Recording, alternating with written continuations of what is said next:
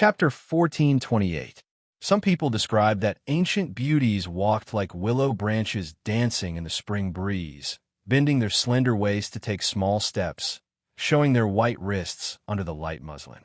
This was probably the image of Kiki walking on Shan Shan when she was wearing the ancient high-heeled shoes at the bottom of a flower pot. It was really beautiful. At that moment, whether the camera was from the front, the back, or the side, there was almost no blind angle for 365 days, making people intoxicated.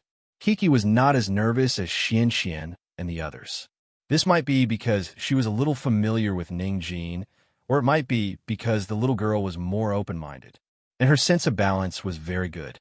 When she walked, she didn't need to lower her head and bend down to prevent herself from falling. Just like when she walked, the little girl's posture was tall and straight, and her steps were natural. She held the silk scarf with both hands and gently swayed it as Ning Jin had just demonstrated. Although her little face was still slightly tense and a little nervous, it seemed that the little girl who liked the training naturally had a sweet smile on her face. "Oh, very, very good." Ning Jin clapped her hands and gave Kiki a thumbs up. She was also amazed. Ning Jin's many years of acting experience in movies and TV shows allowed her to cultivate a casual and freehand ancient style of walking, and her every move, every word, and every smile looked very natural, especially the provocative look in her eyes, which made her look like a cunning fox who was full of attack power. But Kiki was different. She was more like a young and ignorant little princess. Her behavior was elegant and tranquil. Her smile could topple a city, and her smile could topple a country. Just like the sunny summer, her smile had turned into a tranquil pool of water in the West Lake. The learning only lasted for a while. The children were brought in front of the emperor, and there was another round of etiquette demonstration. Zhou Shimin, who played the emperor, was overwhelmed. Zhou Shimin didn't put on the airs of the emperor. He also slowly knelt down and kowtowed with them. "Papa Xian Xian, they said you are the emperor. You are very powerful. Can you let go of my papa?" When she arrived at the emperor's place, Chi-Chi, who had just adjusted her mood, didn't forget her father. She had been working very hard to complete the request that imperial concubine Ning had given her. Only then did Chi-Chi dare to ask for the emperor's help. "Can you let go of my papa? I can guarantee that my papa didn't wet the bed." What Chi-Chi didn't know was that even Zhou Shimin, who was acting, couldn't help but chuckle when she said this joke out loud. How could this child be so honest? Even until now, he still didn't know that it was just an excuse that Chen Juan casually seized upon. Poor Poplar Fruit. He was tricked by his good friend. It was already halfway through the episode, but he was still drowning in the abyss of bedwetting. Of course, Kiki was very anxious. She looked at Zhou Shimin pitifully, hoping to get some good news from the familiar Uncle Zhou Shimin. Ahem. Sure. In view of Yang Luoqi's outstanding performance, you go release her father, Poplar Fruit. Zhou Shimin waved his hand and said in a very dignified manner. For the time being, ignoring Poplar Fruit, who could escape from prison and then catch up with Chen Juan, Zhou Shimin took the smiling Kiki, his son, and a large group of children to eat lunch. It was a very sumptuous Manchu Han imperial feast. As soon as Xian Xian came up, he rushed to the roasted duck leg. But when he touched it, he found that it was actually fake. Then, everyone sat in front of the beautiful but inedible banquet. They were stunned to see Lin Yongjian and his son, who were wearing the palace eunuch's clothes, come up with a plate. It turned out that after Lin Yongjian and his son were rejected as beggars, they pitifully walked on the street. Under the arrangement of the program, they had an unforgettable and sad journey of begging. In the end, fortunately, the palace posted a notice saying that they were recruiting people, so they changed out of their beggar clothes. But being a servant in the palace was not a happy thing. They were also subject to the unspoken rules of the palace. As soon as they came up, they were put in their place. They had to use the ancient method of washing clothes with a hammer to wash a large basin of clothes clean. After tormenting themselves for the whole morning, they finally returned to their friends. Of course, they were still playing the role of servants.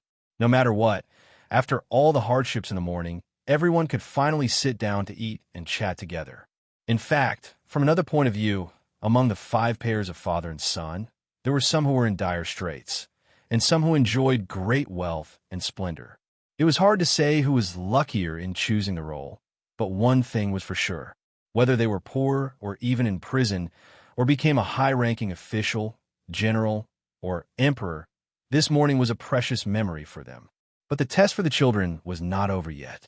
At noon, the emperor was resting in the palace. Kiki and Xian were playing at the door.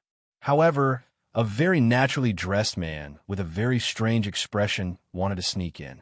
Kiki and Xian were still very confused, but the audience exclaimed, "Fan Xiaohuang, I'm looking for a jade seal. Do you know about the jade seal? It's a good thing to make ice cream." Fan Xiaohuang lied to the children. "I know about the jade seal. The jade seal is a very, very big seal. I've seen it on TV before." But Fan Xiaohuang could not deceive the knowledgeable Chi-Chi. The little girl pouted and frowned as she looked at the other party. She became very alert. "The imperial jade seal is not used to make ice cream. My papa made ice cream before." Fan Xiaohuang, who was defeated, quickly stopped the little girl from explaining the process of making ice cream. He waved his hand and said, "Well, I'm actually looking for ice cream, not a jade seal. Do you want to eat ice cream? It's very comfortable to eat ice cream in such hot weather." The little foodie, Xian's saliva was about to drown the palace. Chi-Chi's eyes also lit up as she nodded her head. Whatever alertness she had was immediately thrown to the back of her mind. "Then let me in. When I find the ice cream, we'll eat it together, okay?" Fan Xiaohuang said with a sly smile. But I don't think you're a good person." Chi-Chi still had a little bit of reason left in her. She played with her pigtail and pouted her little mouth as she said, unhappily. Kiki was the first to speak, which made Xian, who was eager to try, pause. "But don't you want to eat ice cream?" Fan Xiaohuang felt that he, a 40-year-old man, was going to be stumped by a 4-year-old my daughter. "I want to eat ice cream." Kiki nodded, but then she shook her head and said, "But there's no ice cream in it." He did not know if the little girl had learned her lesson in the second trip in the earthen building. This time, she did not dare to easily abandon her principles for ice cream. "Yes, there's no ice cream in it." Xian finally mustered up the courage and said behind Kiki, "Aya, how come the plan I thought of was useless against these 2 children? Also, Xian, aren't you a foodie? What happened to your disregard for your own safety?" Chapter 1429. "Hey, it's okay, I'll just go in for a while, just for a while. I'll come out right away."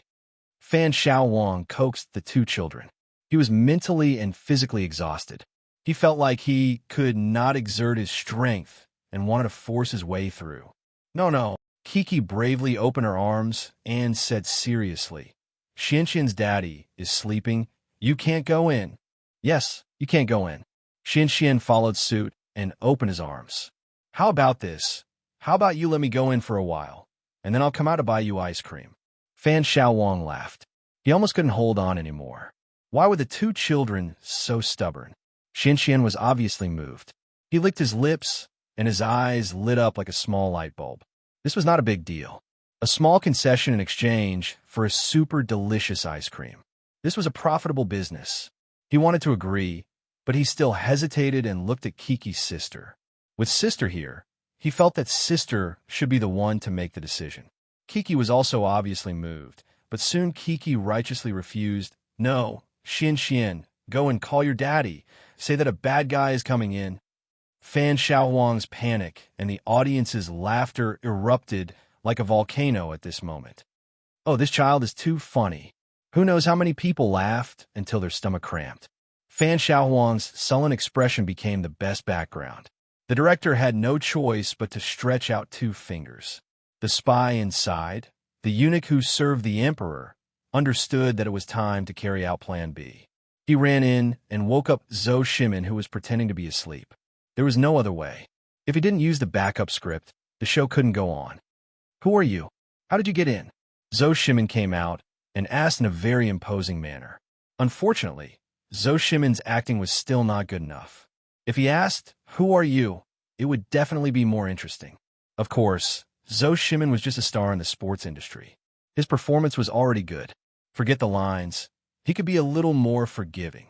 After Zhou Shimin and Fan Xiaohuang talked for a long time, they finally broke down and started fighting. Fan Xiaohuang's acting skills were obviously better. Before the fight started, he still had a cynical and shifty look. There was no trace of the kind-looking and innocent little monk from back then. On the other hand, Zhou Shimin knew that his acting skills were not up to par, so he simply brought out the boxing moves he was most familiar with. With his flashy boxing moves and blurred footwork, he was like a boxing champion wearing the clothes of an emperor. Xiao, show me your legs. After Zhou Shimin finished showing off his legs, he pointed at Fan Xiaowang as if they were having a street dance competition. Indeed, there was something fishy going on between the two of them. Fan Xiaowang put away his acting skills and began to show off his punches and kicks. Needless to say, Fan Xiaowang, who was a martial arts actor, had a solid foundation in kung fu. Finally, the duel began. Zhou Shimin and Fan Xiaowang had a good time fighting. The boxing champion's fists came and went without a trace, hitting Fan Xiaowang's arm with a bang. It felt like his fists were sinking into flesh. Xian and Kiki, who were watching from behind, were so excited that they screamed and jumped up and down, shouting for Xuan's papa to do it. Fan Xiaowang seemed to only have the strength to parry, but after a while, Zhou Shimin's move slowed down. Fan Xiaowang took the opportunity to grab Zhou Shimin's arm and pushed him back. This time, Fan Xiaowang's arm was like a spring, but anyone could see that Zhou Shimin was acting. Zhou Shimin also used his own strength. Otherwise, how could he fly so high? I can't do it anymore. You guys go. Zhou Shimin waved his hand. He did not look like he could not do it at all. Instead, his wave made people feel like he was closing the door and letting Xian and Kiki go.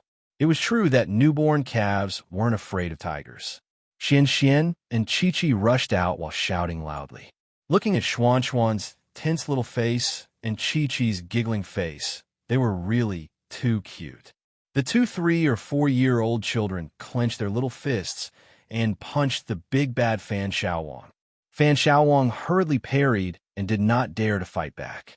At first, he was still smiling and squatting down to play with the two children, but gradually, he could only use his hands to block. Later, he could only dodge. Xian had the posture of a little boxing champion. His two little fists were clenched, and his left and right uppercuts were very stylish. His punches were fast and accurate, like a storm of pear blossoms hitting Fan Xiaowang's face. He almost KO'd Fan Xiaowang, who was in his 40s. Hey, don't hit the face. Didn't I tell you? Don't hit the face. Zhou Shimin hurriedly shouted. At this time, Fan Xiaowang did not dare to be careless. He quickly stood up. Needless to say, the little guy was not like an adult when fighting. He did not hold back his strength, and it was very painful when he fought. Moreover, Fan Xiaowang still had to act. He. Kiki was a step slower, but the little girl also put up a posture to attack. Xian did not have time to learn for poplar fruit, but Kiki had inherited from poplar fruit. Her Benben boxing was a mixture of the essence of a lot of kung fu. Although it was not as powerful, the moves were first class. One moment it was Taiji fist, the next moment it was Xingyi fist, and then it was Ba Guozhang swimming dragon. Coupled with the little girl's clear voice, the little guy's figure was like a butterfly jumping around, and it was so handsome that the audience did not want to. Wow, you are so good. Fan Xiaowang laughed as he dodged. It was not just good looking. Chi was the same as Xian. She didn't know how to control her strength, and she couldn't control her strength. Even with her strength that was different from a mortal's, Fan Xiaowang still cried out in pain when her punches and kicks landed on his body. 60% of them were real pain. Okay. Zhou Shimin saw his son and Kiki fiercely hammering Fan Xiaowang's butt. He quickly stopped them. If Fan Xiaowang continued to fight, he was worried that the guests he invited would not be able to withstand the beating. Zhou Shimin said a few words of education, and then praised Kiki and Xuan's outstanding performance in protecting the emperor. He said, "That's how it should be. You must stick to your principles and not be deceived by the small favors of bad people. Okay, eunuch, take them to buy ice cream." Zhou Shimin smiled and shook his head as he watched the eunuch conspicuously leave with the cheering Kiki and Xianxian. After all, they were still children. Your son's little fists really have inherited your teachings. Fan Xiaowang waited until they left and the camera was removed before he smiled and said to Zhou Shimin, "Did you see Kiki's punches and kicks just now?" Zhou Shimin did not continue the topic. "Yes, I saw it. She really has practiced it. Her posture is very good. I don't know how her father taught her. Such a young girl has practiced so well. It's hard to say about fighting, but if she acted in a movie, she could have debuted as a martial arts child star."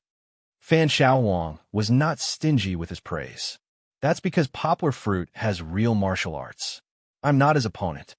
Zhou Shimin said this with a proud expression, but he promised to take Xianxian as his disciple. Haha, my son is still the lucky one. Even his friend, Fan Xiaowang, couldn't stand the smug look on his face. Chapter 1430. In the afternoon, everyone who had been separated for a long time finally gathered together again. Along with them were the guests invited by their fathers. With their introductions, some of the audience members who were unable to recognize all of them finally managed to recall these guests from the depths of their memories. Poplar Fruit invited Changyuan. He became famous from Never Would I Have Expected and then acted in many popular period dramas. In recent years, he had become widely known. Of course, Poplar Fruit wanted to cooperate with Changyuan's publicity and simply introduce the movie that Changyuan had just finished filming. Previously, the audience members who were still brooding over Che and Juan catching Poplar Fruit and causing Kiki to cry were relieved. They saw another side of Che and Juan. He treated Kiki like his own daughter. He was gentle and intimate. Lu Yi invited little Zhang Wei. There was no need to introduce him. He was the lead singer of the Flowers. After he went solo, he became really popular on Mango TV's 100 Changes show. Then, last year, he even went on the stage of the Spring Festival Gala and sang a divine song, Double Shuang Air. Concubine Ning Jin, whose acting skills were off the charts, was invited by Lin Yongjian as a good friend. Both of them were veteran actors, so there was no need to introduce them. Everyone knew each other. Finally, Zhou Shimin invited Fan Xiaowang. Coincidentally, Fan Xiaowang had a classic character before. That was Shuju from Demigods and Semi-Devils. However, that was in the 1997 version. And in another version, Hu Jun's character, Xiaofeng, was also loved by the entire nation. Therefore, the two of them were considered to have some fate. Wait, it seems like there's one person missing. It turned out that the guest invited by Hu Jun did not arrive in time and would only appear tomorrow. However, in the upcoming Parent-Child Sports Day, there would be guests participating.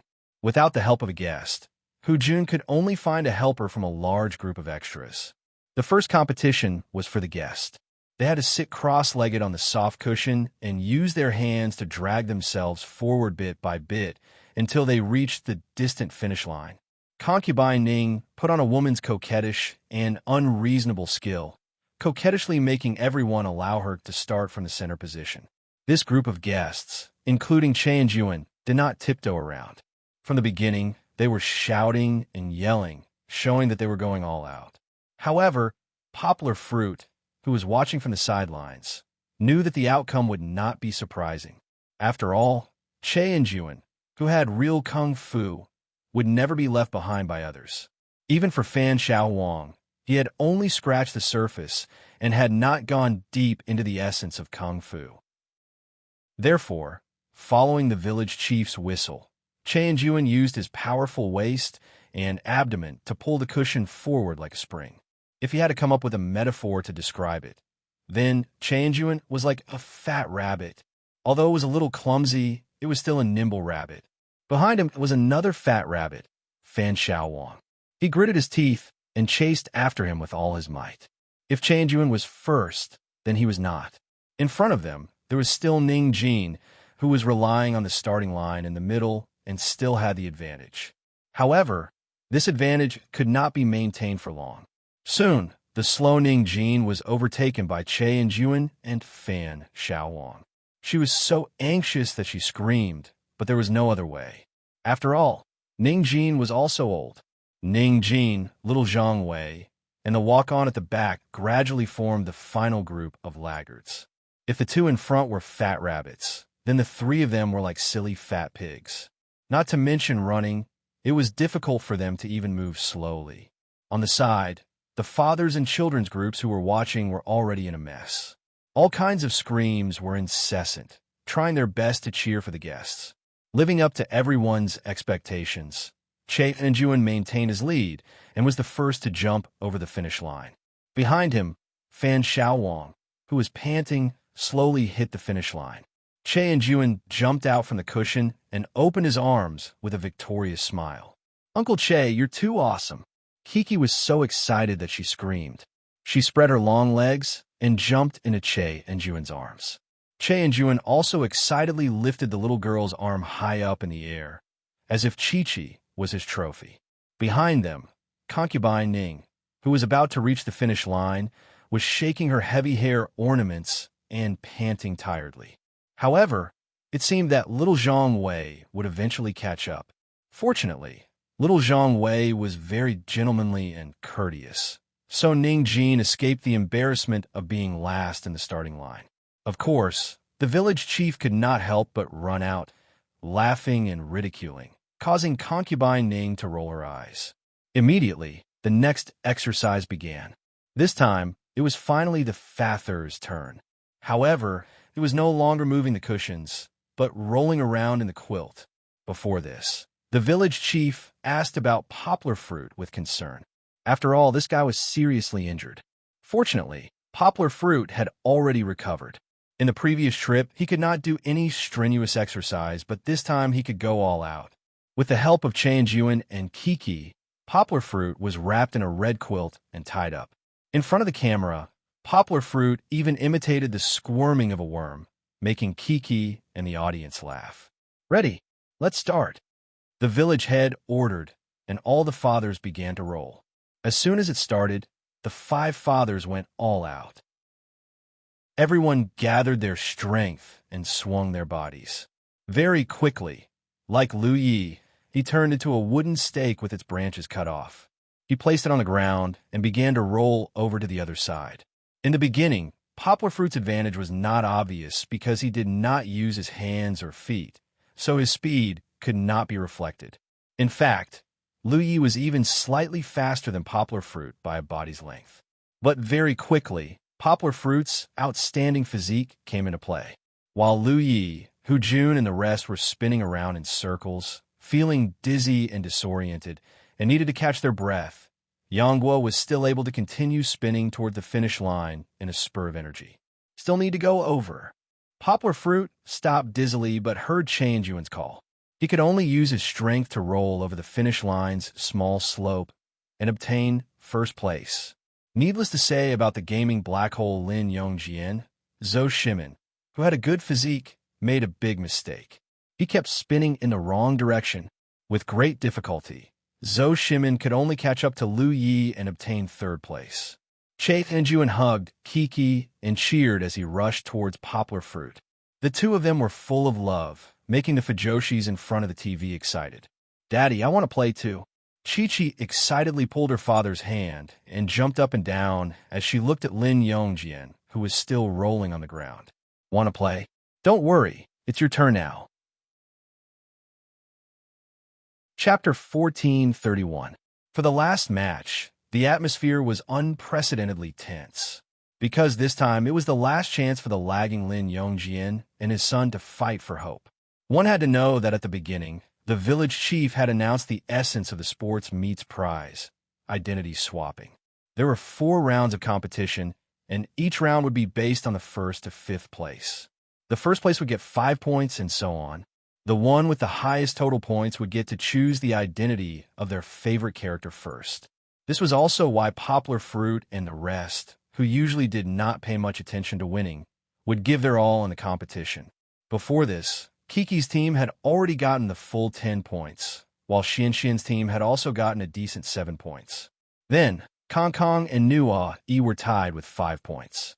The last place was the pitiful Dejun, who had only gotten 3 points after 2 rounds. And among these 3 points 1 point was given to him by little Zhang Wei, who had gotten Ning Jin to give it up. Hence, for this round of competition, everyone was holding back their energy, especially Dejun. In order to escape the fate of being a beggar, he had to work hard to get a better score. If he could not get a good result, even if he got 5 points in the last round, he would not be able to catch up with the other kids. In comparison, Kiki's side was much more relaxed. Poplar Fruit wrapped his daughter in a blanket and watched her giggle. Poplar Fruit half-squatted, his posture perfect. With one hand holding the rope, he lifted Kiki up like a dumbbell. The feeling of being wrapped up in a blanket and riding the clouds was too good. Kiki was not afraid of falling. She could not stop giggling. If not for the competition, Kiki would have wanted her father to continue playing. With the village chief's command, the competition began. As soon as they came up, the children spun around as if their lives depended on it. Of course, it didn't take long for them to stop one after another as if their car had run out of gas. The spinning made their heads dizzy, and even Chi-Chi was no exception. "Come on, Kiki, come on." Poplar Fruit and Che and Juan were a little carried away as they rushed over to cheer Kiki on. At this time, Kiki was lying on her back. Her whole body was wrapped in the quilt, and only her small head was exposed. Her hair was spread out, and she was as cute as can be. Kiki set off once again, but on the other side, someone was lost. Xian was even better than his father. As he flipped, he turned to the side. Zhou Shimin couldn't stand it anymore. She didn't care about her principle of not helping her son. She ran up to him and turned him over. In the end, there was no suspense. Kiki took first place. Of course, the price she paid was also very high. When the little girl sat up from the ground with great effort, her hair was disheveled, and her face was covered in sweat. She looked funny and pitiful at the same time. The second place was Kong Kong. The older brother was indeed more determined than the younger brothers. Third place was Dejun. Although this was not ideal, it was indeed their team's best result. Fourth place was Nuang. The naive and sweet boy was spinning so fast that he almost crawled out of his blanket. The last place was, without any suspense, little fatty Xian. Although he persevered until the end, he was so tired that he wanted to curl up in his blanket and sleep. There was a change in the rankings. The first place was Kiki, with a total of 15 points. The second place was Kong Kong, with a good result of 9 points. The third place was Xian, with 8 points. The fourth place was Nuai, with 7 points. The fifth place was still behind Dejun. However, Dejun saw hope. They had obtained 6 points, and were only 3 points away from the second place.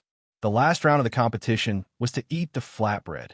There was a legendary story behind this flatbread. Poplar Fruit had heard of it when he was young.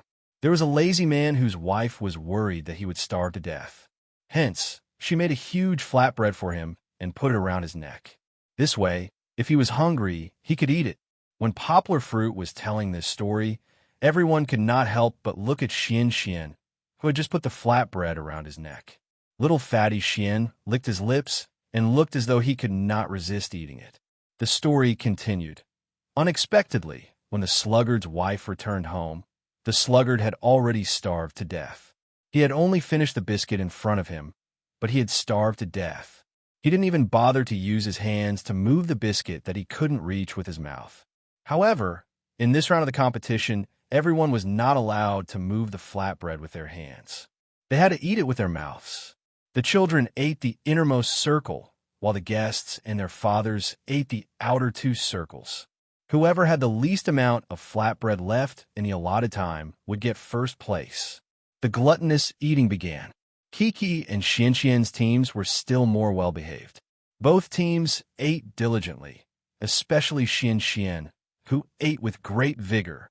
As for the other teams, they ate until the flatbread crumbs flew everywhere. Gradually, they seemed to have discovered a loophole in the game. They began to intentionally or unintentionally drop some flatbread pieces on the ground and use their cushions to cover them. Of course, the program team would not let them get away with it. They chose Kong Kong, the little guy who had been playing the role of Bao Qingtian, and let him be the final judge. Kong Kong was a good judge who could see through everything. He quickly uncovered the trick under the cushions and gave a very fair ranking. For the first time, Poplar Fruit's team did not get first place. The first place went to Xianxian's team, which had 2 men and a glutton. Xianxian had made a fool of himself just now. The competition had already ended, yet he still wanted to eat the flatbread that his father had taken off his neck. Moreover, his desire to eat another bite was extremely strong. Zhou Shimin could not handle him at all. In the end, the cloak wrapped around Xianxian's body to prevent the flatbread's grease from touching his clothes was torn apart by Zhou Shimin. Xianxian was still desperately trying to crawl toward the meat bone like a puppy. Poplar Fruit did not get first place, but they still managed to get second place. Kiki did not eat much. She was smiling the whole time, but Poplar Fruit and Che and Juan still gave it their all. Third place was Nua E, and fifth place was Dejun. These 2 teams were too cunning. They hid a lot of flatbread under the cushions. In fourth place was Kong Kong. There was no other way. Kong Kong was the judge. The upright little boy would not give himself a very high ranking. The final score was out. Kiki's 19 points were far in the lead. This lead could not be reversed long ago. Second place was Xianxian with 12 points. Third place was Kong Kong with 11 points. Fourth place was Nua E with 10 points. Last place was very sad. It was still Dejun. No matter how many points he had, he did not want to reopen this scar. It was time to choose. Poplar Fruit was happy to find that he did not have to go back to prison. But what role should he change to? Poplar Fruit thought for a long time. In his mind, before the trip started, the conversation between himself and Kiki at home appeared. He smiled and waved his hand, saying, "My daughter really wants to be a princess. Then let's choose the emperor this time." It was as if it had been predestined. Before Poplar Fruit came, he had told his daughter that he would be the emperor and Kiki would be the princess. Although he had experienced the pain of being in prison, it seemed that the joke from before had come true. Chapter 1432. Poplar Fruit chose emperor. At this moment, Kiki still did not understand the meaning of this. She was just smiling happily because her father said that she was going to be a princess. As for Lin Yongjian and Dejun, they looked gloomy. They had already been beggars for the entire morning. Were they going to continue suffering in the afternoon? At this moment, the second place Xianxian stood up. Zhou Shimin said righteously, "This morning, we became emperors and enjoyed the prosperity and wealth. Then let us be beggars in the afternoon." Through the afternoon exchange, Zhou Shimin suddenly realized that his role was purely about enjoyment. It was not as subversive as Lin Yongjian and Dejun. He wanted to let himself and Xianxian experience such a complicated experience. Zhou Shimin's unexpected actions gave Lin Yongjian a glimmer of hope. However, Hu Jun and Lu Yi had disappointed them. The 2 of them did not want to change into Poplar Fruit's previous role and continue staying in prison. Hence, the third and fourth place decided to switch roles. Then, Lin Yongjian was only left with the identity of a prisoner. The production team did not torture Lin Yongjian. At this moment, the village chief jumped out and said with a smile, "As for Dejun, because the prisoner role has no other plot, we have decided to arrange another role for you." What was this role? Empress. In other words, Lin Yongjian was going to play the role of Emperor Poplar Fruit's wife and play the role of Empress. Then, Dejun would naturally become the Emperor's child and inherit the role of Crown Prince left behind by Xianxian. This was going to be fun. Concubine Ning had welcomed her greatest enemy. She was going to play out a top-level, unscripted palace fight scene with the cross-dressing Lin Yongjian. The camera panned around the corner of the garden. A group of servants and palace maids were surrounding a tall figure as they walked over. When the audience focused their eyes, they were all shocked. Damn, which corner of the world did this evil spirit pop out from? At this time, Lin Yongjian was wearing a gorgeous dress and an exquisite neon crown on his head. His face was smeared with a thick layer of powder, bright lipstick, eyeshadow, eyelashes, and his hair was combed until it was shiny. This appearance was enough to scare a child to tears. If he had to find an appropriate analogy, then he was like the snake spirit in the Calabash Brothers. He was simply a lunatic. What the audience didn't know was that when Lin Yongjian appeared on the stage after putting on makeup, All the staff and the audience burst out laughing. He made one NG. When Ning Jin appeared on the stage, Ning Jin burst out laughing again. He made a second NG. After messing around a few times, everyone finally started to seriously record the show. Lin Yongjian was indeed a veteran actor. He had once played the role of the traitor to perfection. Now that he was playing the role of the Empress for the first time, he could actually play it very vividly.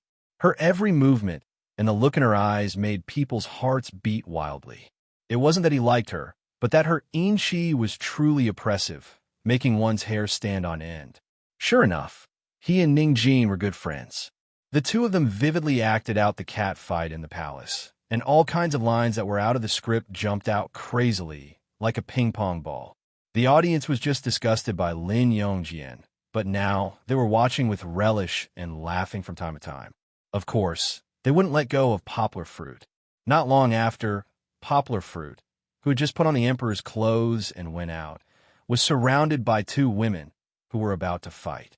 Lin Yongjian and Ning Jin insisted on Poplar Fruit judging who was better, him or her. That was the question. Poplar Fruit rarely liked acting. He took advantage of the emperor's majesty and made his empress and beloved concubine tremble and stand on the side. Is it that you can't be friends anymore? Poplar Fruit's voice became very deep.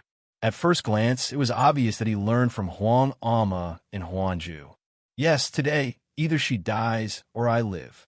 Lin Yongjian gnashed his teeth and said. That orchid gesture made Poplar Fruit have goosebumps. You die, I live. Of course, imperial concubine Ning found the hidden meaning in the other's words and disdainfully said. Saying this, the two of them looked at each other, then snorted and turned their heads to look to the side. This acting, there was really nothing to say. Cough, cough. Since you two are like fire and water, then I will make a choice. It's time to make a choice. Yang was said in an exaggerated tone. Emperor, choose me. Choose me. Lin Yongjian and Ning Jin both pretended to be charming or pitiful and shouted. Shut up. Poplar Fruit waved his hand majestically, immediately frightening the two of them into silence. Poplar Fruit nodded with satisfaction.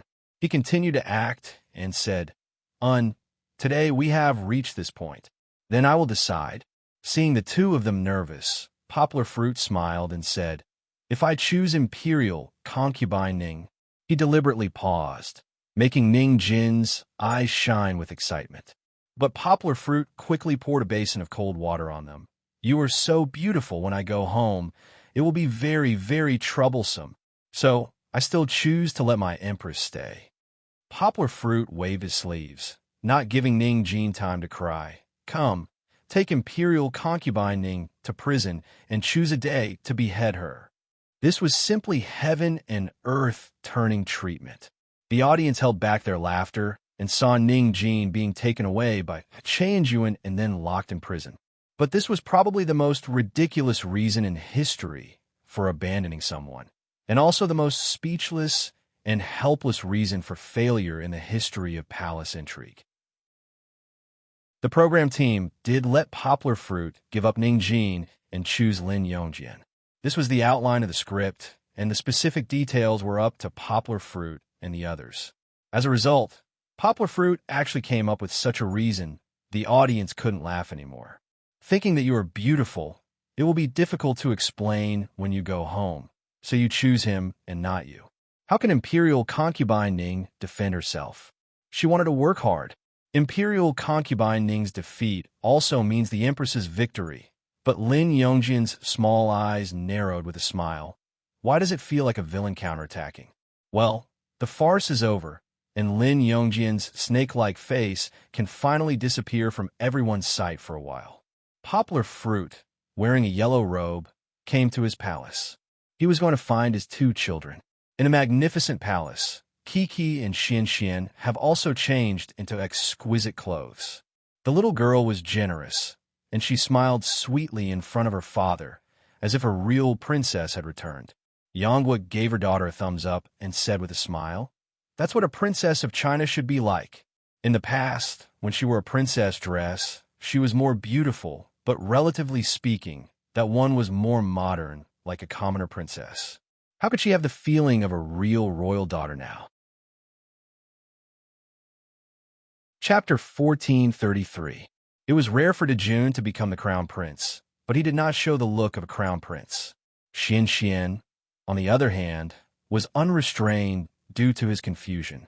He felt that everything was restricted, especially when he saw the majestic poplar fruit empress Amma. Luckily, poplar fruit and Kiki's complicated conversation about his father is my wife dispelled Dejun's nervousness. He felt that Uncle Poplar Fruit had only changed into a dragon robe. In fact, it was still the same Uncle Poplar Fruit that he was familiar with. It was still the original recipe, and it was still the familiar smell. According to the script, the two children were to go to the Imperial College to study Chinese studies.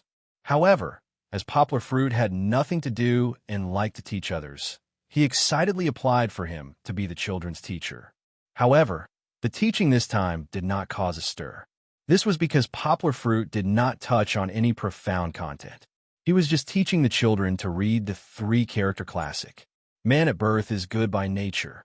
This was indeed a bit of a waste of talent, but Poplar Fruit still enjoyed it. The Chinese department's Ph.D. recited these ancient books that were full of wisdom. The ups and downs were very clear. It was as pleasant to listen to as a song. Just like that, the afternoon passed by peacefully. When it was dinner time, Poplar Fruit issued a general amnesty. The pitiful concubine Ning could finally be released from prison.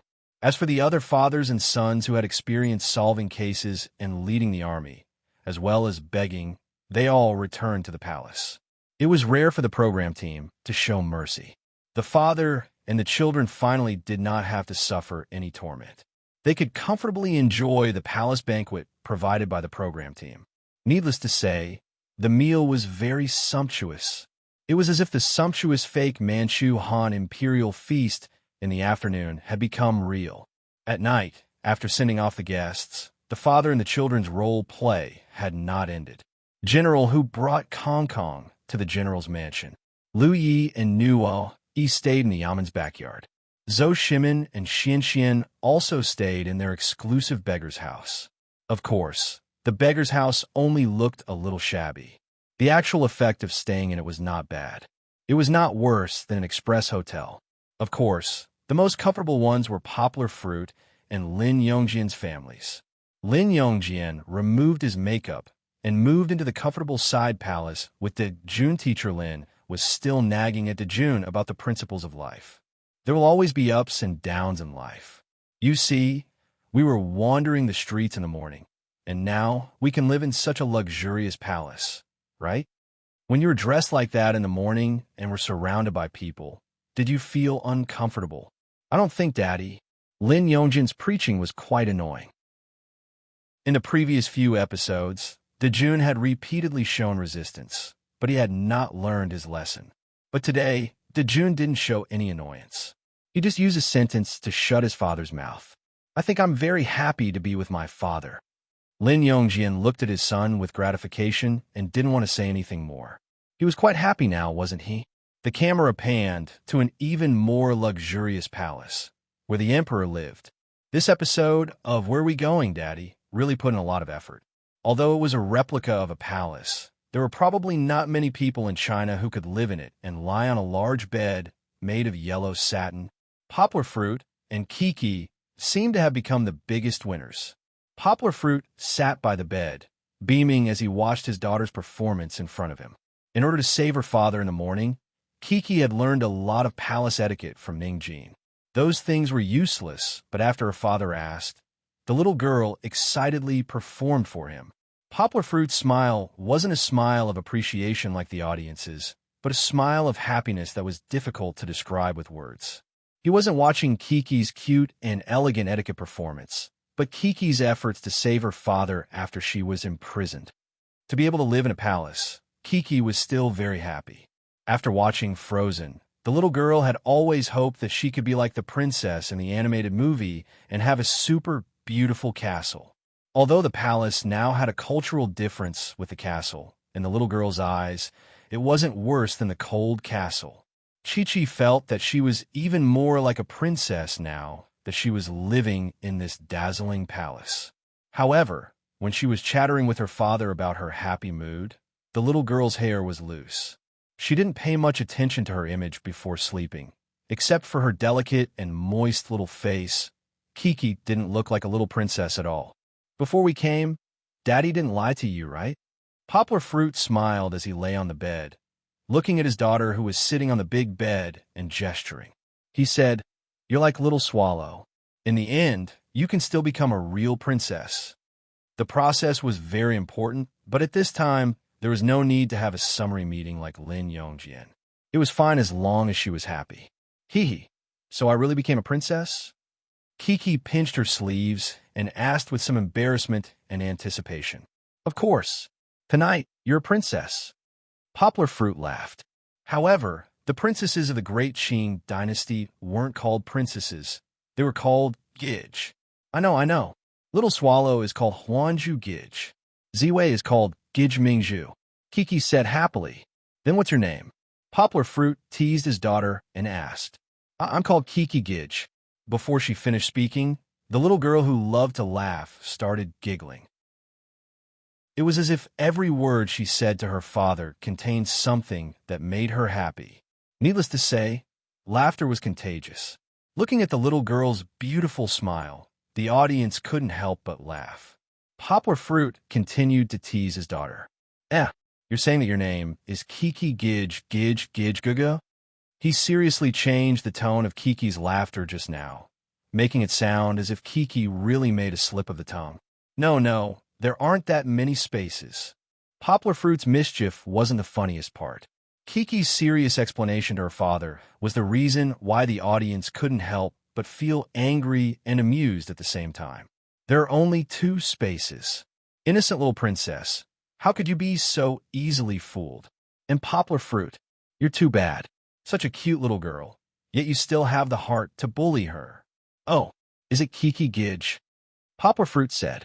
Yes, Kiki Gij. Repeat after me. Kiki Gij.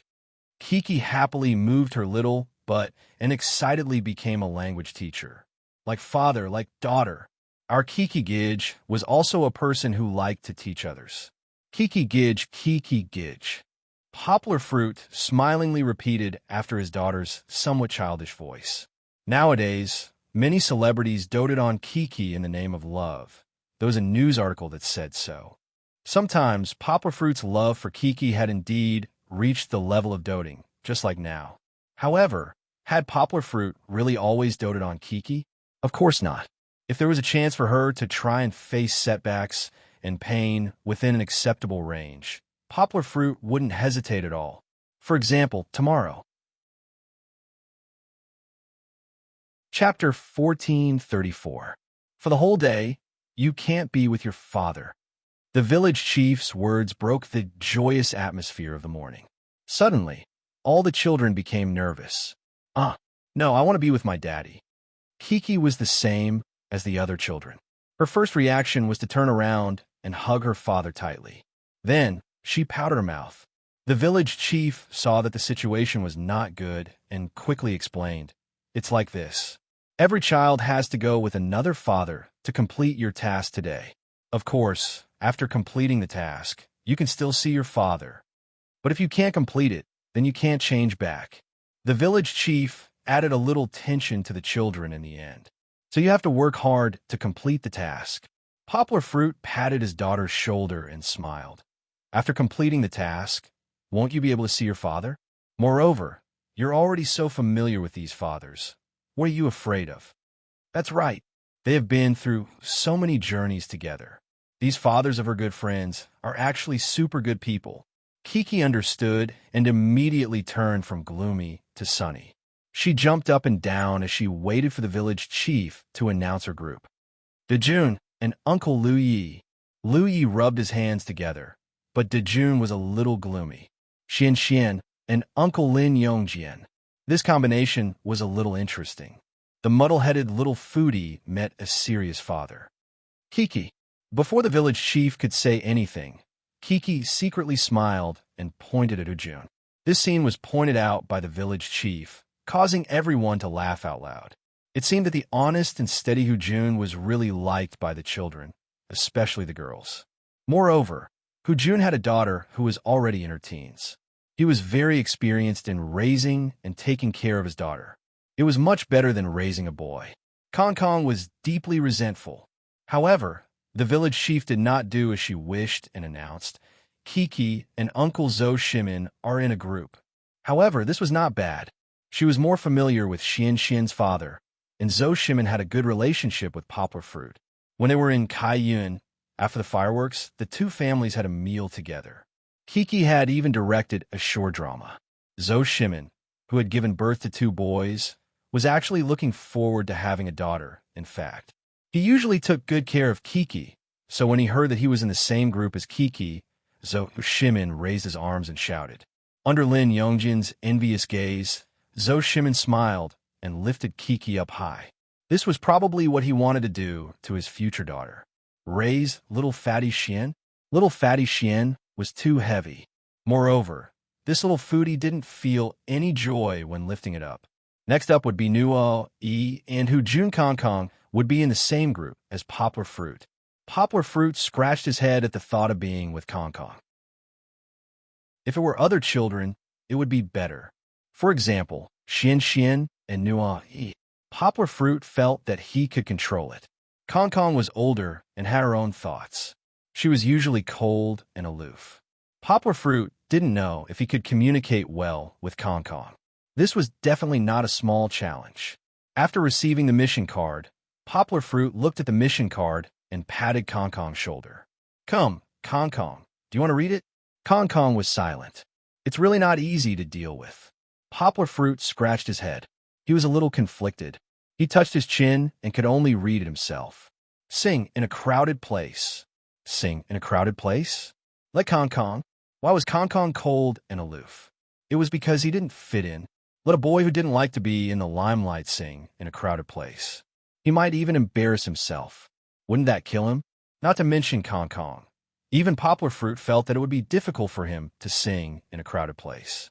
The main thing was that he would be out of tune when he sang. What should he do? After separating from his daughter, Poplar Fruit brought Kong Kong along. However, at the Yamen, Poplar Fruit was worried. He didn't expect Kong Kong to be very excited to follow him, but at least she shouldn't be as cold as she was now. He asked him what song to sing, but Kong Kong didn't say a word. After asking a few questions, he sighed and turned to walk to the side. Seeing how indifferent Director Kong was, Poplar Fruit scratched his head. Do you miss your father? Poplar Fruit thought of a possibility. As soon as he said that, Poplar Fruit saw that Kong Kong's eyes were starting to turn red. He guessed right. Kong Kong really did miss her father. In other words, she wanted to be with her father now, not with Poplar Fruit. Unlike Poplar Fruit and Kiki, Jun and Kong Kong didn't spend much time together. It was a rare opportunity to travel with their father, but now it turned out to be with someone else's father. His father, on the other hand, looked very happy as he left with the other children. Poplar Fruit guessed that his daughter wouldn't be like Kong Kong, because Kiki knew that leaving her father's side was only temporary. Just like at the earthen building in Min Province, her father would still return to her side at night. Moreover, Kiki was usually with her father, so she wouldn't be as reluctant to leave as Kong Kong. After figuring out the origin of Kong Kong's emotions, Poplar Fruit sat next to Kong Kong for a while, but he didn't try to comfort Kong Kong. Kong Kong, who had her own thoughts, wouldn't be so easily comforted unless she was as gentle and understanding as the assistant. Poplar Fruit didn't think he had that charm. The two of them didn't look at each other and just sat there for a while. The staff members who were following them were a little anxious, thinking that the two of them had reached a dead end and were about to come up with a plan. At that moment, Poplar Fruit patted Kong Kong's shoulder and stood up. He smiled and said, "Wait for me here." After that, Poplar Fruit walked out. At that moment, no matter how cold Director Kong was, he couldn't be cold anymore. He was very curious. He raised his head and didn't move, but his eyes followed. Poplar Fruit walked out and discussed something with a group of staff members. He even gestured with his hands, looking like he was about to make a big scene. The assistant director that Poplar Fruit was facing was a little troubled, but after pondering for a while, he nodded. "What are you trying to do?" If there was a voiceover, it would definitely be able to explain Kong Kong's thoughts at that moment. Seeing that Poplar Fruit had returned, the young man curled his lips in disdain, but the expression in his eyes betrayed him. He actually wanted to know what Poplar Fruit had done just now. Let's go. Since we can't finish the mission now, I'll take you to see something. Poplar Fruit smiled at Kong Kong and gestured for him to follow him. Kong Kong hesitated for a while, but still stood up and followed him with a blank expression. What was it to see?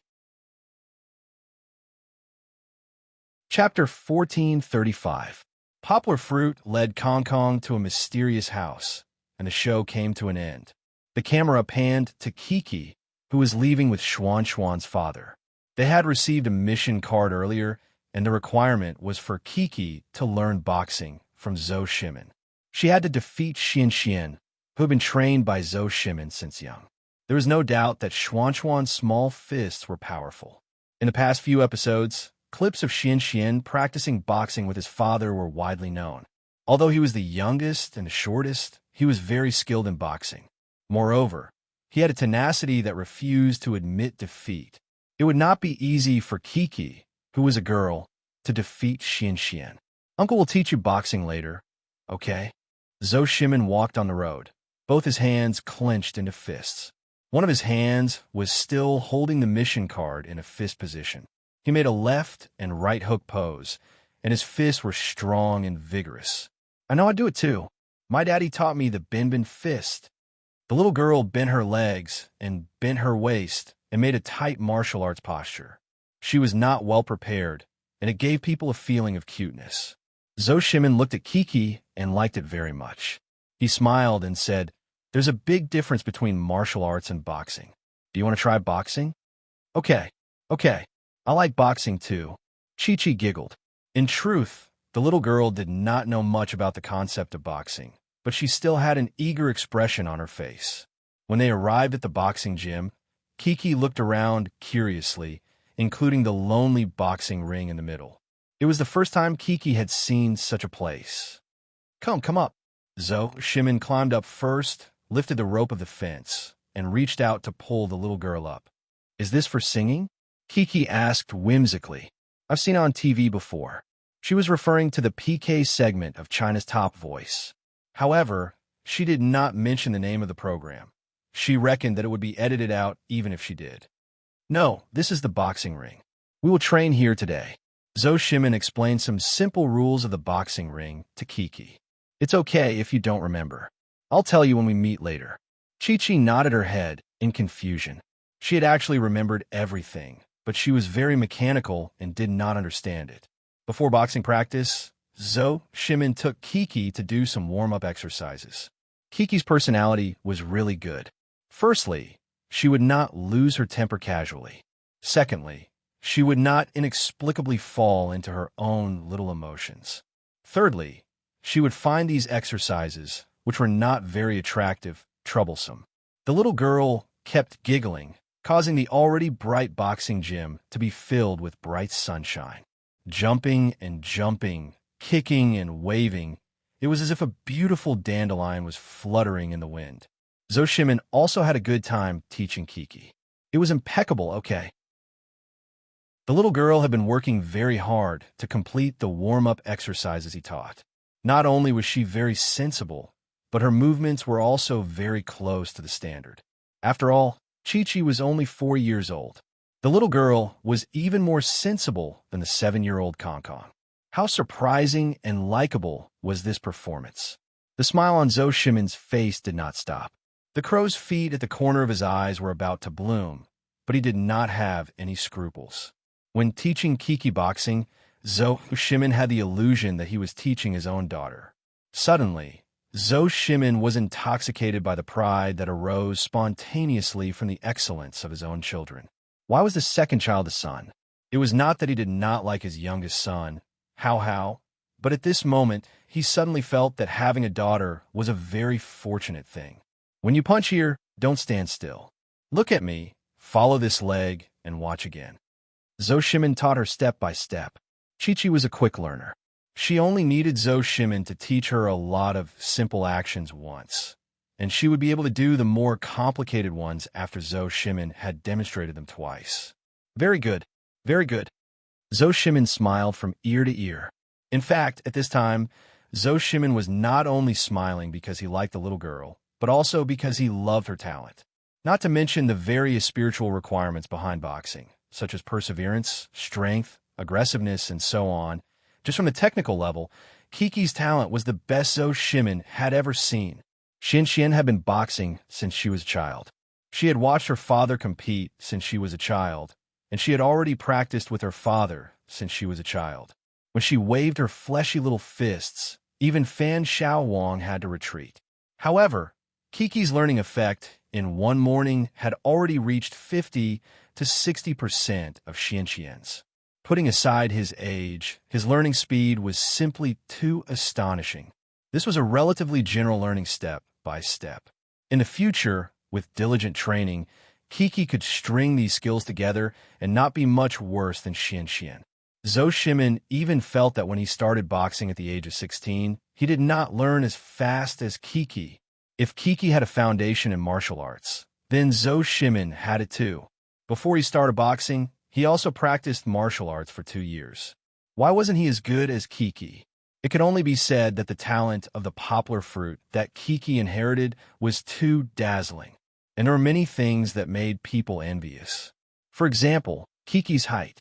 She was only 4 years old, but she was almost the same height as the 7-year-old Kong Kong. Zhou Shimin could only look at her and sigh. He was only 1.62 meters tall. The genetic gap between him and the poplar fruit's 1.88 meters was too big. For example, Kiki's appearance was inherited from her mother's genes. Although she still had single eyelids and small eyes, her overall appearance was not too bad. But compared to Kiki, the difference in the genetic influence of the poplar fruit was obvious. Poplar fruit's appearance was undeniably handsome. It was compatible with both Eastern and Western aesthetic standards. Kiki was the same. She was already mature at the age of 4. Anyone with a discerning eye could see that she was a beauty. Speaking of which, Kiki looked very similar to the fairy sister Lu Yifei when she was young. They were both lively and cute little beauties. Of course, there were still people who paid attention to Kiki's education on the internet. Poplar Fruit's family was born in a farmer's family. It was not considered a scholarly family, but Poplar Fruit's double doctorate, future university professor status, and Fong Beibei's master's degree meant that Kiki's environment was not inferior to that of a scholarly family. Everyone had seen Kiki's French before, but they were not surprised. Her father was a master of languages. How bad could the child be? Well, what was strange was that Zhou Shimin did not feel jealous or frustrated. Instead, he felt gratified and happy, just like when he taught Xian. Chapter 1436. The door was pushed open. It was actually a conference room in the film city. Soon, some staff members came in with laptops, cameras, and other equipment. Poplar Fruit wasn't going to explain anything, and Kong Kong wasn't very afraid in this unfamiliar environment. He first stood silently beside Poplar Fruit for a while, then couldn't hold back his curiosity and looked over. Seeing this, the corners of Yong's mouth curled up slightly. He gently patted Kong Kong's shoulder and then put him on the ground. The two of them stood side by side like brothers. "Do you know what they're doing?" Poplar Fruit asked. "Assembling the computer." Mr. Kong thought that he was experienced and knowledgeable, so how could he be stumped by such a small problem? However, because of this competitive attitude, he wasn't as cold as before, and Poplar Fruit naturally put his hand on his shoulder. And then Poplar Fruit asked patiently. Mr. Kong finally shook his head. There was a song that said, "When the corners of your mouth are down, it's beautiful, just like the clear water under Anha Bridge." However, Mr. Kong wasn't Miss Dong. Although the corners of his mouth were naturally down, the distance was always subtly proportional to the downward curve. Poplar Fruit smiled and said, "Come on, I'll show you." After that, Poplar Fruit rolled up his sleeves, and his attitude was very serious, just like how he usually was in class. In the interlude interview, Poplar Fruit smiled and said, "Actually, I know that Kong Kong is a little different from other children. He has his own thoughts and personality. This is a good thing, because such a child has a very strong sense of justice. But because of this personality, it's not easy for him to accept me as his temporary father. So, I decided to find another way, instead of coaxing him like a child. Poplar Fruit smiled and said, "Treat him as an equal, and find something that resonates with him." Poplar Fruit walked to the front of the computer, fumbled around a little, and switched the projection mode. The small screen of the computer was projected on the screen in the conference room. Although it was not as clear, it was not in front of the computer, which made it easier for the cameraman to take pictures. Poplar Fruit skillfully typed a line of internet address in the address bar. Although this computer didn't have his own bookmark, Poplar Fruit had already memorized it by heart, so he didn't need to use a search engine. Poplar Fruit introduced it and said, "This is the website entrance of the online remote teaching platform that I created with many caring students from all over the country." Remote teaching was no longer Poplar Fruit's personal backyard. In fact, for the better development of the charity organization, Poplar Fruit had completely withdrawn from the management team. He only retained the title of honorary chairman under everyone's pleas. The remote teaching organization was managed democratically by representatives selected by various universities. Instead, it displayed even more outstanding results. First of all, the progress of the platform. In the past, the framework of this platform was set up by Fat Dragon's company, but it was not perfect enough, and there were many loopholes and inadequacies in the experience. Now, many experts were selected from many universities in the country to redo the framework, and professional design students helped to design the UI.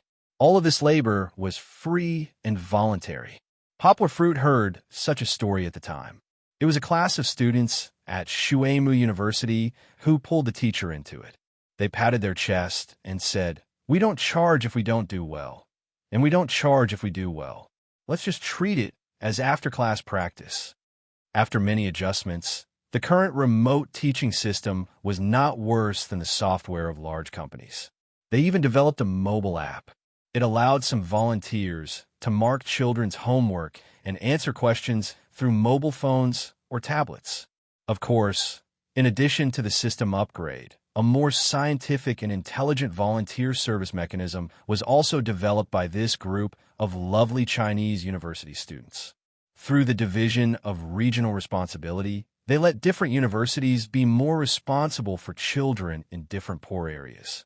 Through the mathematical modeling of the School of Mathematics, the division of labor and time arrangement of volunteers were more reasonable.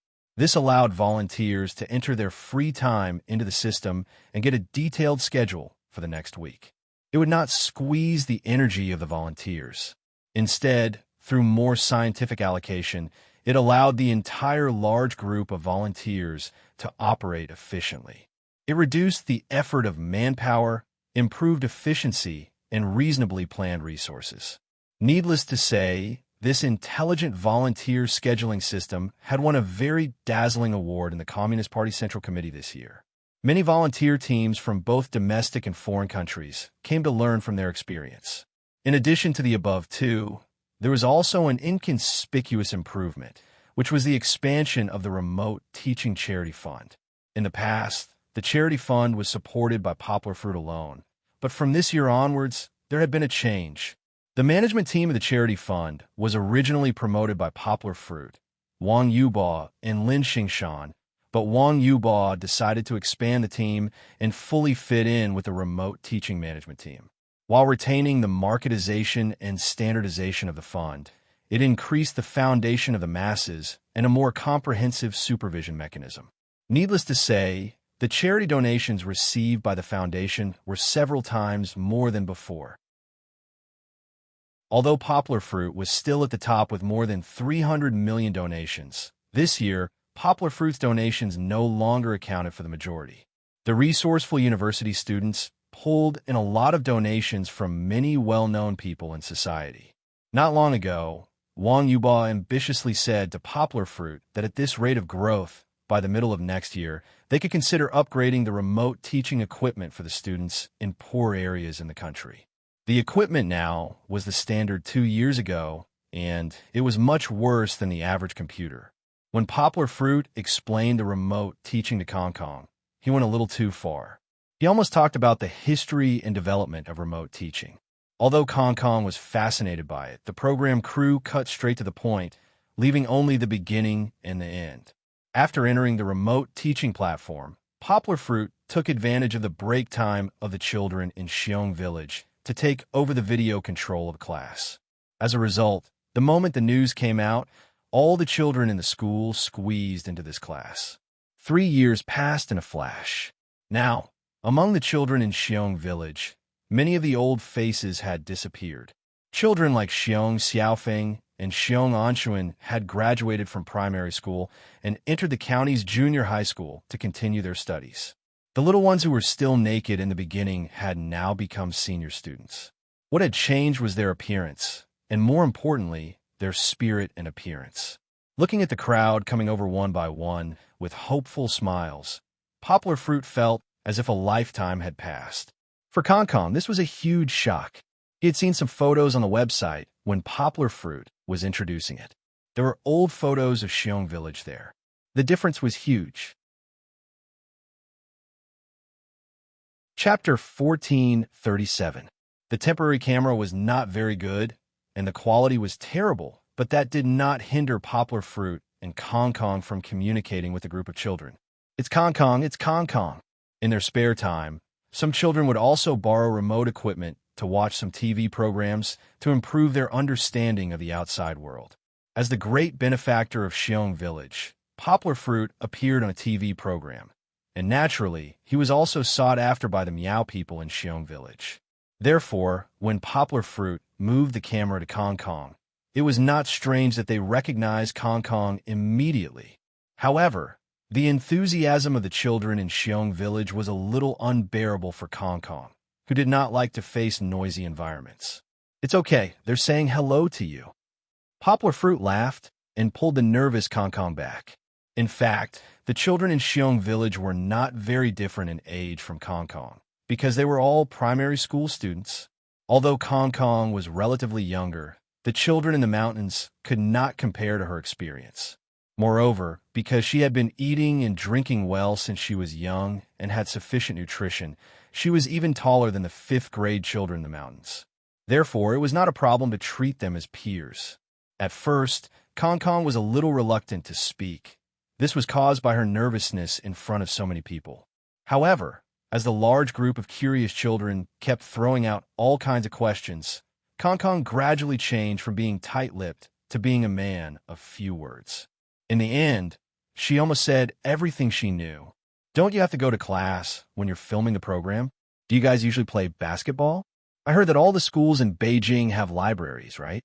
There were all kinds of questions, but they all reflected the children's desire for the outside world. Kong Kong interacted with them. At first, she still had a little pity in her heart, but gradually, Kong Kong found that she wanted to understand them very much.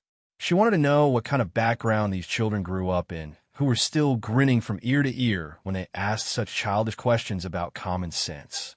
It was because of this curiosity that Kong Kong and the children in the mountains gradually transitioned from answering passively to answering questions. In between answering questions, Kong Kong would also ask some questions that she wanted to know. Is your hometown very far away?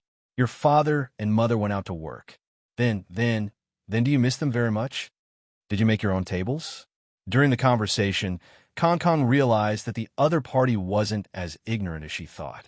Yes, I did grow up in the city and have followed my father to many places, including overseas. In terms of experience, they couldn't compare with me. But in fact, over the years, through the remote teaching system and network channels, the children really did not lack understanding of the outside world. They just lacked the sense of reality of witnessing it with their own eyes. From time to time, some internet buzzwords would pop up from the conversations of the children living in the mountains. Combined with the image of the dark-skinned and old-fashioned mountain children, it made people feel that these two should not coexist in the same picture. Kong Kong was not the only one who saw the reality of poverty and the exuberant spirit. Even the entire country's audience could see the transformation of these children from the mountains. Education would not bring monetary aid to the mountainous areas, but education would bring hope to those in poverty. The time between classes was extended to half an hour, but in the end, Poplar Fruit still interrupted Concon's conversation with her new friends and asked the children to go back to class. The children had to go to class, and Poplar Fruit and Concon also had to continue recording the show. How was it? After chatting for so long, what are your thoughts now? Poplar Fruit turned off the video system, but did not close the computer. He smiled and asked Concon. Concon looked at Poplar Fruit, but pursed her lips and did not say anything. It was not that she was cold, but she did not know how to answer. After chatting for half an hour, she seemed to have a lot of emotions in her heart, but she did not know how to summarize them into a few sentences. Poplar Fruit's question was too difficult. Asking a first grader who had just started primary school was no less difficult than asking a first grader to write an 800-word essay. Do you feel that they are very pitiful? Poplar Fruit did not make things difficult for Concon and gave her a direction. A little. Concon nodded and finally opened her mouth. But compared to 3 years ago, Poplar Fruit asked. Concon looked at the old photos that reappeared on the computer. She rubbed her nose and said, "Better than before." After saying that, Concon felt that it was not enough, so she added, "A lot better." Poplar Fruit looked at Concon with admiration and said, "Then what do you think caused them to change so much in 3 years?" Concon thought for a while and said uncertainly, "Is it because of you?" Until now, the conversation between Concon and Poplar Fruit had finally become less awkward. It was as if they had returned to the time when June was around. Their conversation was very casual and relaxed. How could I do so much by myself? Poplar Fruit laughed and said, "It's because of education, or should I say because of long-distance education. There are tens of thousands of college students in the country working together. Everyone contributed their own strength to bring education and hope to the children in the mountainous areas of our country." Concon nodded, not fully understanding. Poplar Fruit did not explain too much to Concon about the principles of long-distance education. Concon definitely did not understand. Moreover, Poplar Fruit did not want to introduce long-distance education to Concon. This was just a process and not their goal. They still had to record the program and complete the mission. Poplar Fruit laughed and said, "Then do you want to be part of the group that helps the children in the mountainous areas?" Concon nodded seriously. He was a very, very kind boy, but he was very puzzled and asked, "How can I help?" He was not a university student, so he couldn't teach those older brothers and sisters. Poplar Fruit laughed and said, "We do charity and volunteer work. We have the money and the ability to contribute. You can't do anything right now because you're too young." Concon nodded and looked at Poplar Fruit expectantly. "But we can donate money. Look at our charity fund. We have raised so much money to buy better teaching equipment for the children in the mountainous areas next year." Poplar Fruit laughed and said, "Are you willing to work with me today to earn some money and donate it to them?" Concon continued to nod sincerely. "When I say work hard, I mean that we have to go to the streets and sing in front of real passersby." Poplar Fruit said exaggeratedly, "When we go out, there will definitely be a lot of strangers surrounding us. There may be dozens of people, or even hundreds of people. Then, will you be afraid to sing in front of so many people?" Concon's neck shrank. Obviously, he was frightened by Poplar Fruit's description, but he quickly snorted, raised his neck and nostrils, and said, "Who would be afraid?" Chapter 1438. Okay, let's do it like that. When the time comes, no one will feel embarrassed. How about it? Yongwa smiled and raised her right fist, holding it in the air. Concon pursed her lips and punched Yongwa very seriously. She was a little unconvinced and stubborn as she said, "Don't you feel ashamed?" Later, when Poplar Fruit was interviewed, he was asked this question. His relationship with Concon seemed to have gone beyond the category of father and son, and was more like a pair of brothers. Poplar Fruit smiled and spread his hands, saying, "I learned this from Brother Shimon. After interacting with Concon for a day, I understood one thing. The feeling of interacting with a son and a daughter is indeed different. You really learn a lot. Poplar Fruit concluded. In the meeting room, Poplar Fruit and Kong Kong discussed the song they were going to sing. The theme song, Where Are We Going, Daddy?, was of course the first choice, but in order to raise more money, Poplar Fruit said to Kong Kong, "Today, you have to make a breakthrough." During the intensive preparation period, Kiki and Zhou Shimin's boxing training was also gradually getting better. In order to raise the little girl's confidence, Zhou Shimin decided to be the human punching bag and let Kiki try out the results of her previous training. Of course, Chi-Chi had to wear boxing gloves. If she was barehanded, Chi-Chi's tiny fists that weren't considered fleshy would cause a lot of pain. The bones of her fists were there for all to see. In a boxing competition, one couldn't use their legs or palms. They could only use their fists. This was very different from more flexible martial arts.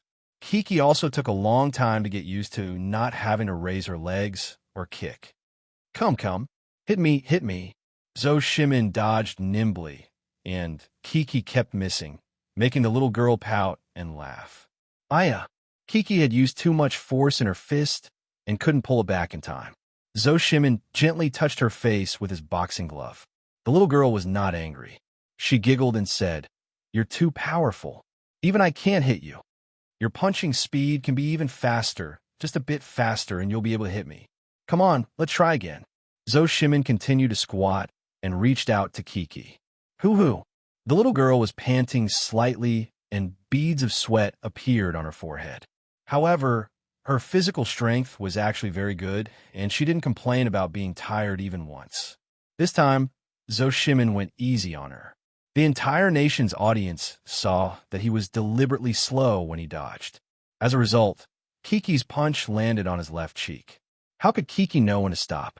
In order to listen to her temporary father's advice, the little girl used all her strength in this punch. Kiki's strength really shouldn't be underestimated. In any case, when the little girl was recording the show, she also carried a big basket of vegetables and walked as if she was flying. This punch directly made Zhou Shimin, who was squatting unsteadily and didn't wear any head protection, suffer a hidden loss. With a bang sound, Zhou Shimin was already KO'd on the stage with his four limbs sprawled out on all fours. It was quite painful. Zhou Shimin was secretly surprised. The little girl's strength was comparable to that of a 7- or 8-year-old boy. Perhaps even Kong Kong wasn't as strong as her. However, this frightened the kind Kiki. She looked anxious, a little scared, and a little worried. She went over and asked softly, "Uncle Zhou, are you hurt?" "I'm fine. Uncle is fine." Zhou Shimin smiled and reached out his hand. Then Kiki sensibly hugged him with her two small arms and pulled him up from the ground. Kiki gently rubbed Zhou Shimin's cheek with her boxing glove and asked a little nervously, "Uncle Zhou, are you in pain?" "No, it's not very painful. You could just brag about it." Zhou Shimin changed his words on the spot. Chi-Chi believed his words and moved her little face closer to him. She gently blew a breath of celestial air on his cheek. It was sweet and fragrant, instantly making him feel 100 times more spirited. Any pain would be healed. "Kiki, you're amazing." Zhou Shimin gave a thumbs up and smiled at Kiki. "Did you know? You're queen." Kiki obviously understood the meaning of this word. She pursed her lips and smiled a little embarrassedly. Her shy smile was very cute. She asked why queen. "Queen means empress," Zhou Shimin explained superfluously. "Why empress?" Kiki hadn't had a million whys in a long time. But her excited look made the audience feel that if Zhou Shimin didn't give a reasonable explanation, he would be guilty of the most heinous crime. Fortunately, Zhou Shimin had already thought of an excuse. He said, "Because you're a princess off stage. When you're on stage, you're so amazing that you're the empress." Suddenly, the little girl with a longing expression became embarrassed. She really wanted to laugh happily, but the person in front of her was not her father. In front of Uncle Zhou Shimin, Chi-Chi was really embarrassed to laugh so happily in front of her father. The little girl pursed her lips and tried hard to suppress the surging emotions in her heart from Zhou Shimin's flattery. But the corners of her mouth were already curled up, and her beautiful, smiling eyes were already unable to hide her joy. Kiki, how can you be so cute?" The camera changed again, and after a few turns, it returned to Poplar Fruit. At this time, Poplar Fruit finally finished the final preparations. He pulled a suitcase-like portable speaker and went with Kong Kong to the crowded market outside the film studio. Because the film studio was a tourist attraction, besides a large number of extras who gathered there to follow the crew to film movies and TV series, there were also many tourists from all over the country who came to visit. So, not long after they appeared in the market, Poplar Fruit and Kong Kong were surrounded by many real tourists. Fortunately, they were all well-mannered. Under the guidance of the staff, everyone gathered outside the circle and took photos and videos excitedly with their mobile phones. They didn't rush in and affect the recording of the show. Kong Kong was a little nervous with so many people looking at him. He pursed his lips when he was nervous, and the corners of his mouth turned down. He looked very serious. Nervous? Poplar Fruit patted Kong Kong's shoulder and asked with a smile. He was actually a little nervous. If it was a speech to the public, Poplar Fruit wouldn't be afraid. Poplar Fruit had seen bigger crowds than this. But this time he was going to sing. Of course, Poplar Fruit could still overcome it. At least, he couldn't show his fear in front of Kong Kong. Kong Kong was indeed nervous, but she didn't want to admit it to Poplar Fruit, so she just shook her head. Poplar Fruit didn't say much to her. He decided to set an example and liven up the atmosphere first. Poplar Fruit put up the small blackboard he brought, then took the microphone and said with a smile, brothers, sisters, today, Kong Kong and I are borrowing this precious place to perform and raise funds. If our performance is good, I hope everyone will support us. If there are still some shortcomings, thank you for your applause and encouragement." Poplar Fruit pulled Kong Kong and bowed together. Many of the audience immediately applauded enthusiastically. Chapter 1439. To be honest, Yangwu wasn't a good host. The jokes he used to stir up the crowd wouldn't have any effect if it were someone else. But when he and Kong Kong stood there, no matter what they said, there would be people cheering. They hadn't even started singing. The plate in front of them was filled with money. Kong Kong happily took it back, poured it into a bag, and then put it out. At this time, Kong Kong seemed to be less nervous because he had money. "Today, we're here to do charity." Poplar Fruit briefly explained the purpose of singing. "The money we raise today will be donated to the charity fund under the name of Where Are We Going, Dad? There's a video as proof." As soon as he finished speaking, there was another round of thunderous applause and even more cash being shoved at him. Of course, everyone's lives were better now, but not to the extent that they were all nouveau riche. Most of the money they donated was not more than 20 yuan. However, for Kong Kong, 20 yuan and 100 yuan were not much different. He was so happy that his mouth stretched to the back of his ears. "Since we're recording Where Are We Going, Dad? Let's sing the theme song first," Poplar Fruit said to the audience with a smile. He pulled Kong Kong over and asked with concern, "How is it? Are you ready? Let's start." Kong Kong nodded her head vigorously. Poplar Fruit played the accompaniment music on his phone.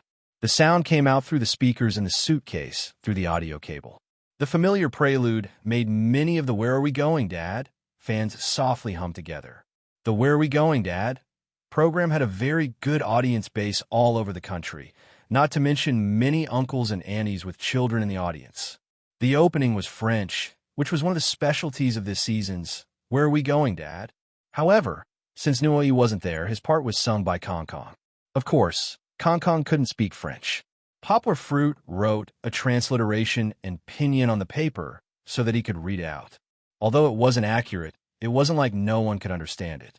It was precisely because no one understood the song that no one pointed out whether it was good or bad. Instead, they were applauded and encouraged.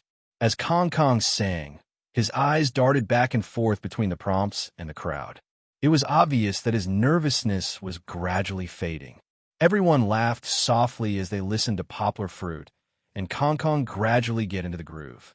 They began to sing a familiar part of the song. "Dad, Dad, where are we going? As long as I'm here, you're not afraid of anything. Baby, baby, I'm your big tree. I'll accompany you to watch the sunrise for the rest of my life. This song had been with the audience all over the country since the first season 2 years ago. Although the lyrics have been slightly adjusted over the past 3 seasons, this part would never change. Seeing that there were quite a few audience members humming softly, Poplar Fruit had an idea and shouted, "Everyone, let's do it together. Dad, where are we going? As long as I'm here, you're not afraid of anything. Baby, I'm your big tree. I'll accompany you to watch the sunrise for the rest of my life." At first, only a few people joined in the chorus, but when the most smooth lyrics were sung, almost everyone in the audience hummed in unison. This effect also covered up Poplar Fruit's defect of being easily out of tune when singing. After the song was sung, the audience applauded like thunder again. The atmosphere of the scene was fully aroused at this time. "What song are we going to sing next?"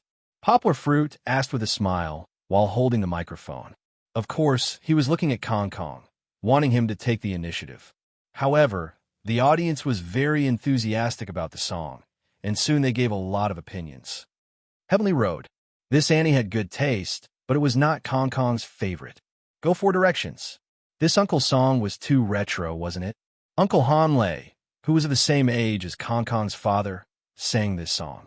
Poplar Fruit had only heard of it before, and Kong had never even heard of it before. Jiangnan Style. In the crowd, someone shouted. Poplar Fruit, who was wiping his cold sweat, suddenly became energetic. "Okay, let's sing Jiangnan Style." Poplar Fruit stood up with a smile and pulled Kong up. This song was something that Yang Guo and the others had prepared beforehand. It was mainly because it was very popular. When it was popular, the streets and alleys were all playing this song. Even now, it was still widely sung, especially by children. Later, I'll sing the Korean part. Kong, when you reach the key part, you'll sing Opaganan Style, okay? Poplar Fruit smiled and said, "Then, are there any friends in the audience who are willing to come up and dance with us?" Soon, Poplar Fruit pulled a tourist brother from the crowd. This brother was very fat and looked like Uncle Bird. Then, he found a pair of sunglasses for him. The surrounding audience laughed. Don't laugh. Let's cheer for Uncle Bird." Poplar Fruit saw that the fake Uncle Bird brother and Kong were a little nervous. He smiled and waved at the audience, saying, "Later, if you know how to sing, just sing along, okay?"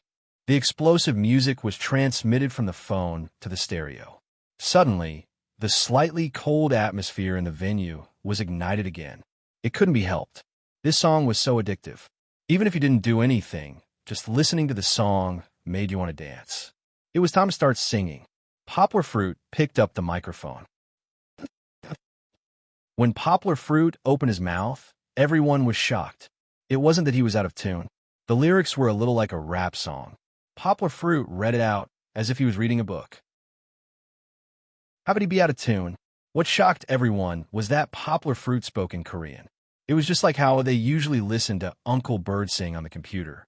No one could tell, but this feeling couldn't be ignored. Poplar Fruit was a pure Chinese. Listening to Poplar Fruit singing, whether it was good or not aside, just the fact that he sang the lyrics so accurately was enough to make everyone applaud him. Of course, not everyone liked Korean. The real climax of the atmosphere was when Kong sang the line Oppa Gangnam Style under Poplar Fruit's hand gestures. The fake Uncle Bird brother was in the middle, while Poplar Fruit and Kong danced on both sides.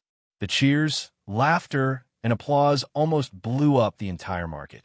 More and more people gathered around. Some even ran to the top of the nearby tea house and leaned against the railings to watch Poplar Fruit and Kong's performance. Kong, who was originally very nervous, was infected by the enthusiasm of the surrounding audience. Her shy limbs gradually relaxed, and she danced with all her might. The coldness on her face gradually disappeared and was replaced by a smile. When she helped others, she felt a joy that she had never experienced before. Of course, she had to treat it with a smile. Chapter 1440. The crowd was very enthusiastic about donating. From time to time, there would be people squeezing to the front to donate money. Later, when they saw that Kong was too busy tidying up the money, a shop owner helped pass a plastic bucket to him. Kong Kong, come on. Kong Kong, come on. Everyone's enthusiasm did not diminish. Seeing that Kong Kong was finally free, they clamored for Kong Kong to sing. Luckily, Poplar Fruit and Kong Kong were already prepared. After discussing for a while, the cold and aloof President Kong could not resist everyone's enthusiastic invitation. He finally nodded and took the microphone from Poplar Fruit. Then he squeezed in front of Poplar Fruit, and with a serious expression, he was ready to start singing. He was still under a lot of pressure because this time he would be singing alone. Although there would be some original vocals in the accompaniment, Poplar Fruit would not sing with him.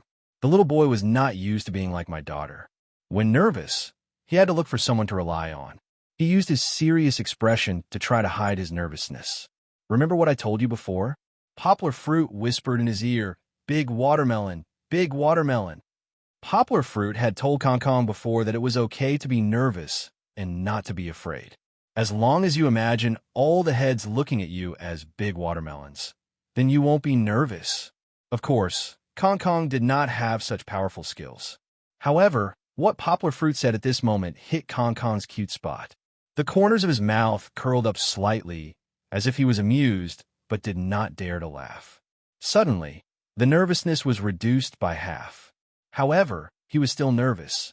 When the original song started, Kong Kong was still half a beat slower. Say, I'm very clean. I don't want to say, I'm very safe. A very soft and clean tune, with the original song's naivety and Kong Kong's seriousness slowly brushed past people's hearts. Everyone suddenly realized that it was this song. I don't want to say I'm a chicken. It had been a long time since they heard it, right? This song came into being when the bird flu was rampant in 2005. At that time, the MV used the perspective of a chicken to ridicule the disaster caused by the bird flu. It was so cute that many netizens at that time fell in love with it. Of course, there was no concept of cute at that time. When Kong Kong said that she wanted to sing this song, Poplar Fruit was a little surprised because this song was not from Kong Kong's era. Kong Kong wasn't even born when the song became popular, when the popularity died down, and when the song fell silent. However, Poplar Fruit could roughly guess why. Hu Jun's family had another daughter, Jiu. She was much older than Kong Kong. When the song became popular, Jiu was probably 4 or 5 years old. It was understandable that she liked the song.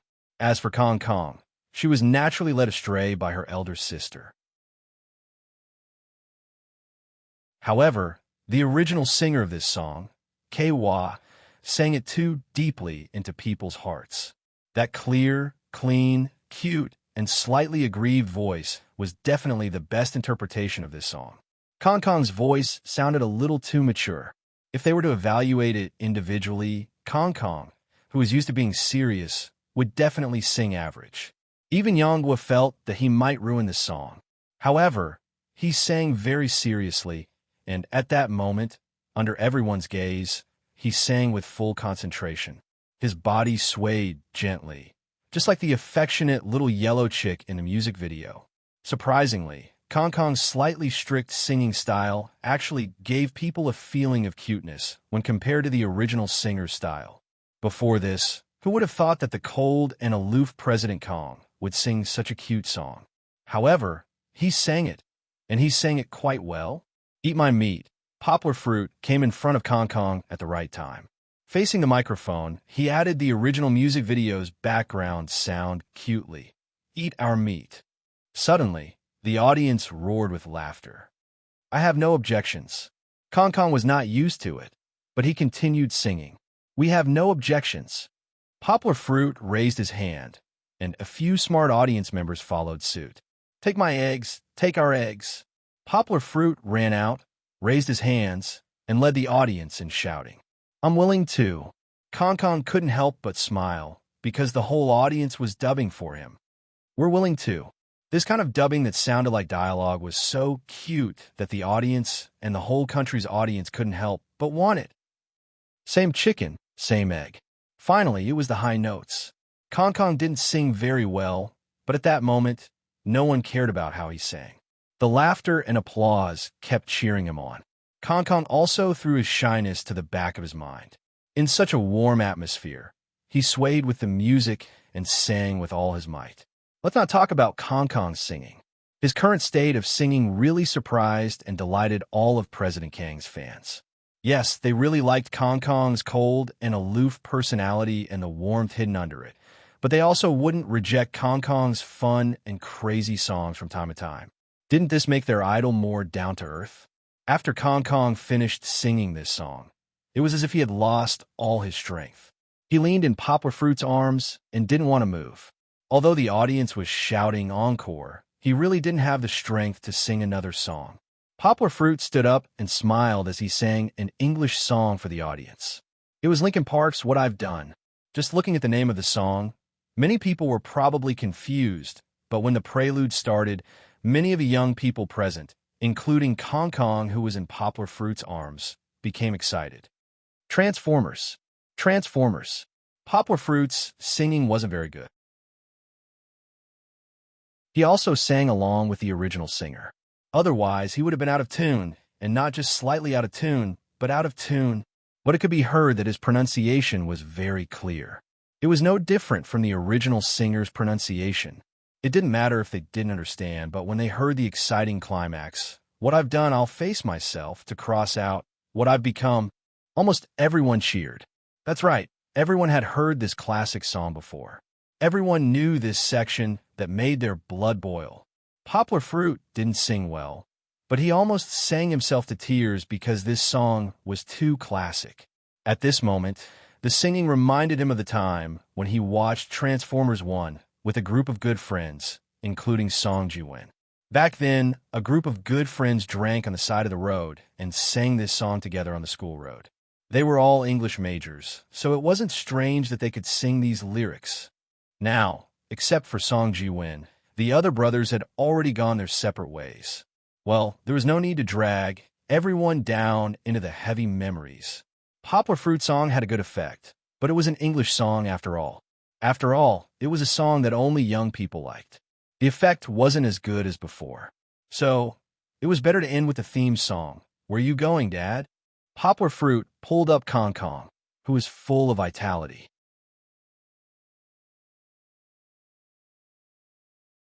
Chapter 1441. How is it? Isn't this the coolest thing you've ever done? Finally, Poplar Fruit and Kong Kong's singing journey came to a perfect end. But they didn't stop. Under the witness of the program crew, they took the bucket of money they had collected and went straight to the nearest bank. The bank staff helped them count their earnings that morning. Poplar Fruit took advantage of this time to sit in the small office provided by the bank manager with Kong Kong. They chatted while eating the lunch prepared by the program crew. It was already past lunchtime.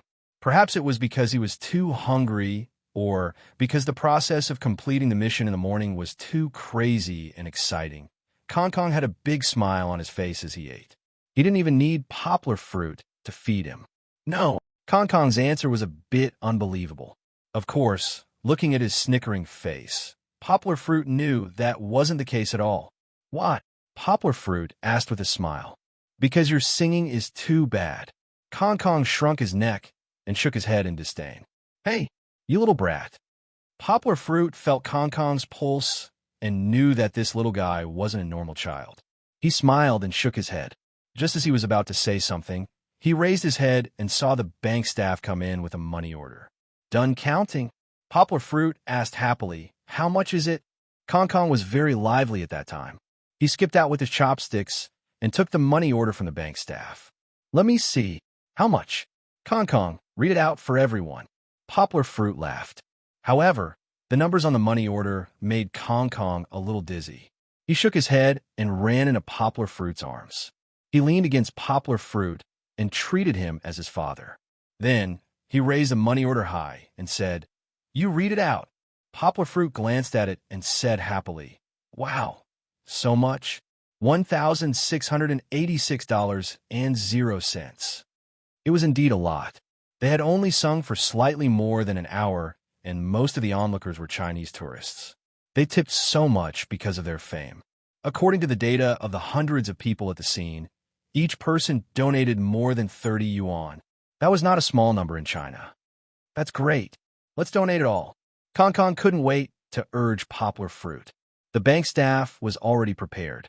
Poplar Fruit took the pen and wrote the charity fund's account and the donor's name. Then he handed the money order to Kong Kong. He pointed at it and said, "Here, sign your names here." Kong Kong still knew how to write his own name. He wrote it in a crooked manner, then handed the money order to the photographer, who took a few pictures. Finally, he asked the bank staff to send the money order over. "Uncle Yonghua, can the money we donated today help them?" Kong Kong asked. "Yes." Poplar Fruit said with a smile, "With so much money, it's enough to buy 2 new computers and help at least 2 children from poor mountainous areas to join in remote teaching." "Only 2, Kong Kong said regretfully. "You think it's not enough?" Poplar Fruit was happy. He touched Kong Kong's watermelon skin hair and said, "When it comes to charity, we can't calculate your contribution by the amount. A person's ability is limited, not to mention that you don't have the ability to make money on your own. Am I right? And when it comes to charity, you have to do what you can.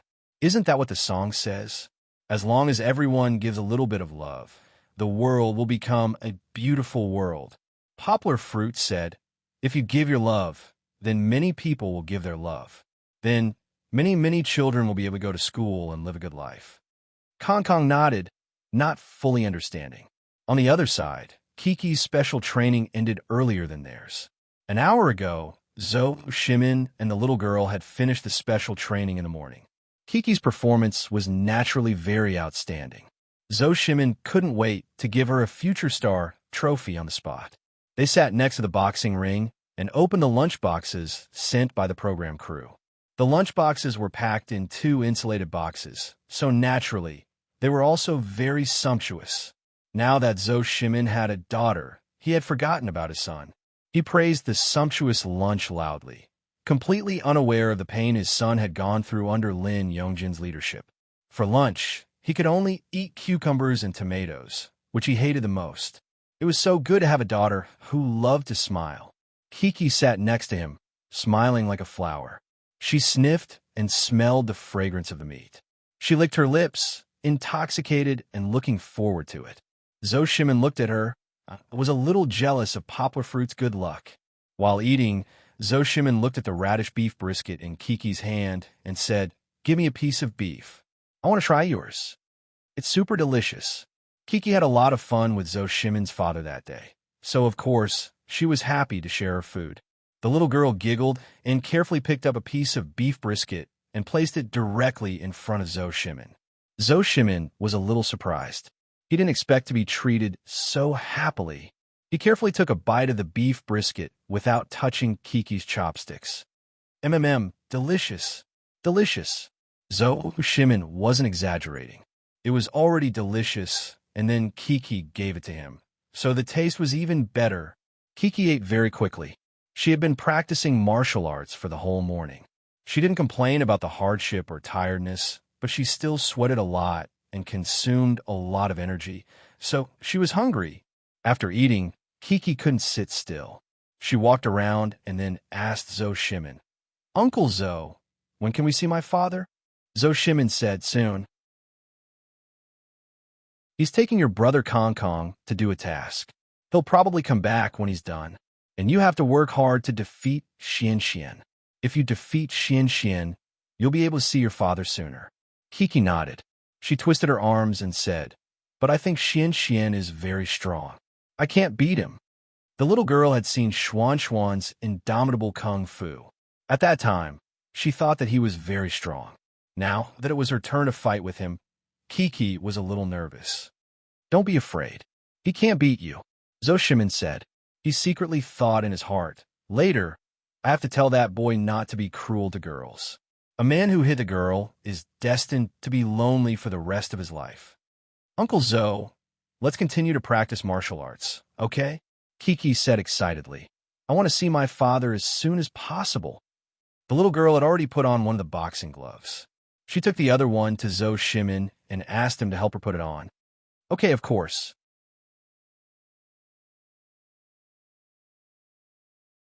Chapter 1442.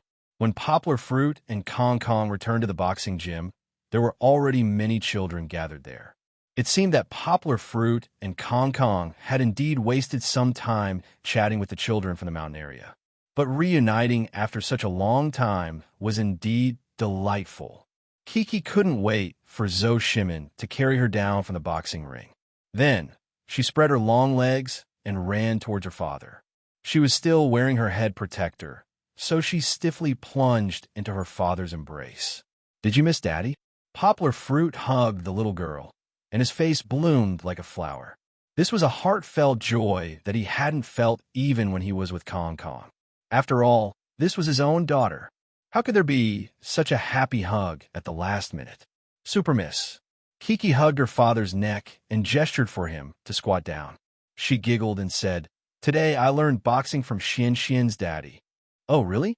You know how to box?" Poplar Fruit laughed and said, "Demonstrate for Daddy." Kiki obeyed.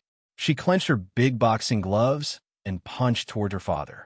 Her voice was very clear as she said, "This is a straight punch. This is a left hook." "Wait, you clearly use a right punch. How did it become a left hook?" Poplar Fruit smiled as he grabbed the little fist on his face and shook it. "Oh, okay, this is a right hook. This is a real left hook." Chi-Chi threw a punch and hit her father's face right in the middle. Poplar Fruit cried out and fell to the ground. He reached out and shouted, "You're so strong. Even I was defeated by you." The little girl happily giggled. She ran over and pulled her father up and said, "I didn't use any strength." When Kong Kong arrived, he couldn't help but walk towards his father. Hu Jun had already brought Nuai back. When he saw his son, he laughed and said, "How was it? You followed your Uncle Poplar Fruit." "Not bad." Kong Kong nodded proudly, but the expression on her face said, "Come and ask me. I heard that you guys want to sing on the streets." Hu Jun patted his son's head and asked in a professional manner. In fact, he was indeed curious. He knew his son's character. How was this kid the kind of person who would run in front of others and shout? Hu Jun was very curious. How did Poplar Fruit deal with Kong Kong? "We're going to sing for money," Kong Kong explained unhappily. Singing for a living? Hu Jun's understanding was still based on the mission card when they first parted ways. "Yes, we even earned more than 1,000 yuan. Look, Kong Kong couldn't remember the final number, so he could only vaguely give a rough estimate. He proudly showed his father the receipt of the money transfer after the donation. This small piece of paper was carefully folded in his trouser pocket. "What is this?" Hu Jun took it and looked at it carefully. Only then did he realize that it was a receipt for a remittance and a donation. "You donated the money. Who did you donate it to?" At this time, Kong Kong proudly told his father about their experience that morning. The more Hu Jun listened, the more surprised he became. In the end, he didn't know what to say. He just gave his son a thumbs up and said, "Good job. You're good." When I heard that he used the money he earned from singing to donate to the children in the poor mountainous areas, I was very touched. After Hu Jun accepted the interview, he laughed and said, "Really, I didn't expect Poplar Fruit to be able to guide him so well. Konger's character is a bit introverted. If you asked him to sing in public, he wouldn't be willing." Hu Jun analyzed. He would feel embarrassed. But Poplar Fruit used another method to let him see the meaning of singing on the streets. Although it was embarrassing, he was more willing to help others. "I think Konger's enthusiasm is commendable." Hu Jun added, "Of course, Poplar Fruit's method is also very, very good. No wonder he became a teacher and professor at such a young age. There's a reason for all of this." Hu Jun was very satisfied with his son's performance. So much so that when Poplar Fruit came over to talk to him about Kong Kong's excellent performance in the morning, he couldn't stop smiling. Of course, in front of Poplar Fruit, he still had to be reserved. Hu Daxiao waved his hand and said, "This is what he should do. If he doesn't want to, I'll beat him up later." "Who said I don't want to?" Kong Kong was unhappy. He twisted his body to avoid his father's big hand and said unhappily, "When I sang, everyone applauded. A lot of people sang with me. I can prove that." Poplar Fruit clapped his hands and laughed. The song he sang, "I Don't Want to Say I'm a Chicken," was really fun. He learned that song from his sister. Hu Jun laughed happily. After returning to the stage, Kiki made the final preparations under Zhou Shimin's lead. Of course, Xian also went on stage. While Poplar Fruit came over to talk to Kiki, Zhou Shimin took the opportunity to bring Xian to the side and discuss with him. Xian, later on, you will lose to Kiki's sister, okay? Zhou Shimin and his son sat in a corner of the boxing ring and said, Why? Xian asked, puzzled. I can beat her. On the boxing ring, Xian had an unyielding spirit. This might have been inherited from his father, but sometimes he didn't know how to stop at the right time like his father. Why? Zhou Shimin looked at his son with a shocked and helpless expression and said unhappily, You're a boy. You don't want to lose to a girl? In fact, there was another sentence that Zhou Shimin didn't say because there was a camera recording it. If he said it out loud, it would be too obvious. You like Kiki's sister so much. If you make her cry, what if she doesn't like you in the future? Come on, I believe that you will. Come here. Zhou Shimin waved his hand and put on the head protection for his son. Okay, then I will let her win. Xian said in a childish voice. Now was the time to calm down, so Xian didn't care too much. On the other side, Poplar Fruit also reminded Kiki, remember father's words. When you fight with Xian later, don't use all your strength, okay? Others didn't know, but how could Poplar Fruit not know? Kiki's strength surpassed most untrained children under the age of 10. This was also why Poplar Fruit only taught her the basics of boxing. If he taught her more powerful techniques, such as Xingyi boxing, even an adult wouldn't be able to withstand one punch. You are the big sister. You can't hurt your little brother.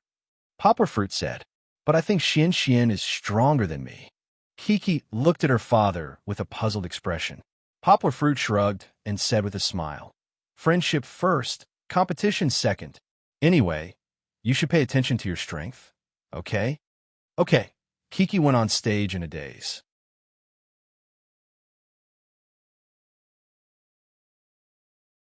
Chapter 1443. The audience was in the zone, cheering for Kiki. They couldn't help it. After all, Princess Kiki was a girl. The atmosphere was good, so Zhou Shimin pulled the two kids to the middle of the ring and said, Salute each other first. Xian cupped his fists and bowed, and Chi imitated him and bowed as well. The little girl was even smiling happily. There was no seriousness before a big fight. At that moment, the audience in front of the TV didn't think that the two kids would really fight. After all, everyone knew Kiki's personality. She was definitely my daughter, just like her appearance. Xian had been an admirer of Kiki's sister since the first episode. It was hard to imagine the two of them punching each other. However, what happened next shocked them greatly. After Zhou Shimin shouted, Kiki and Xian began to fight. At first, they tried to punch each other. At that time, Xian still remembered his father saying, If your sister hits you, let her hit you, but you can't hit her. Kiki also remembered her father telling her not to hit Xian with too much strength. The two of them moved around for a while, and Kiki's interest was piqued. She gradually found the feeling of learning from Xian's father in the morning. She began to use the moves she learned. Kiki was still a beginner when it came to boxing. Although she learned quickly in the morning, it was undeniable that it was impossible for a little girl to use the moves as she wished. It was as if she knew how to disassemble the moves, but couldn't use them in a coherent manner. She punched once and then pulled back. Xian knew how to dodge, but he couldn't. On one hand, it was because his chubby body was still a little clumsy. On the other hand, the tall Chi had long legs and arms. She was able to quickly catch up with him and lightly hit Xian's head protector with her fist. I got it. Chi turned her head around happily, waving her arms and shouting at her father. Poplar Fruit also gave his daughter a thumbs up.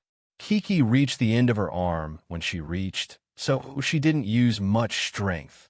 The audience below the stage cheered as they supported Chi on one side, while falling to the ground on the other. But for Xian, it was a bit ironic. Shouldn't a boxer be chasing victory and cheering in a boxing ring? Why do you have to give in? At that time, Xian was a little unconvinced. Then, Xian was hit by Chi-Chi's hook twice in a row. The stubbornness in his heart that he couldn't suppress began to take over his rationality. Xian was going to fight back. Without any warning, Zhou Shimin was still beaming with joy, thinking that his son knew how to conduct himself. In the end, Xian didn't dodge this time. He rushed towards Chi and threw a left hook and a right hook. Xian's posture was perfect, just like the boxing matches people saw on TV. Kiki also raised her fist, but she was a little slower. In the end, she was hit by Xian's 3 consecutive punches on the protective gear on her head. She was hit so hard that she couldn't find her bearings. This posture was quite frightening. Poplar Fruit couldn't help but take 2 steps forward when Xian raised his hand. He almost jumped to save Kiki, but he still kept his rationality. After seeing that Kiki was fine after being hit 3 times, he was relieved. It wasn't that Xian didn't have a lot of strength, but he still needed to tiptoe to reach Chi. His lower body wasn't stable, and almost half of his strength was wasted in the process of punching. Also, with the protective gear, Kiki only felt that she was hit 3 times. She wasn't injured. At that moment, their fighting spirit was aroused. Kiki and Xian both became serious. Zhou Shimin's reaction was a little slower, so Xian and Kiki were entangled. In an instant, the 2 of them exchanged blows. However, Xian was a boy after all, and he had been practicing boxing since he was young. His fists swung like he was hitting a wooden stake. His fists rained down on Kiki's little head. Kiki had just returned a punch, but Xian's consecutive punches disrupted her formation. Xian's attacks were too fierce, and Kiki couldn't find a chance to fight back. Moreover, Kiki could only dodge and block with her hands. She couldn't think of a counterattack. Okay, slow down. Don't hit girls. Zhou Shimin, the referee on the stage, quickly shouted. Xian's eyes were red, and he didn't remember his father's words. Seeing that Xian had already beaten Chi to the point where she could only run, Zhou Shimin suddenly had an idea. She suddenly knelt down and hugged her son with both hands. She then shouted, Chi hit.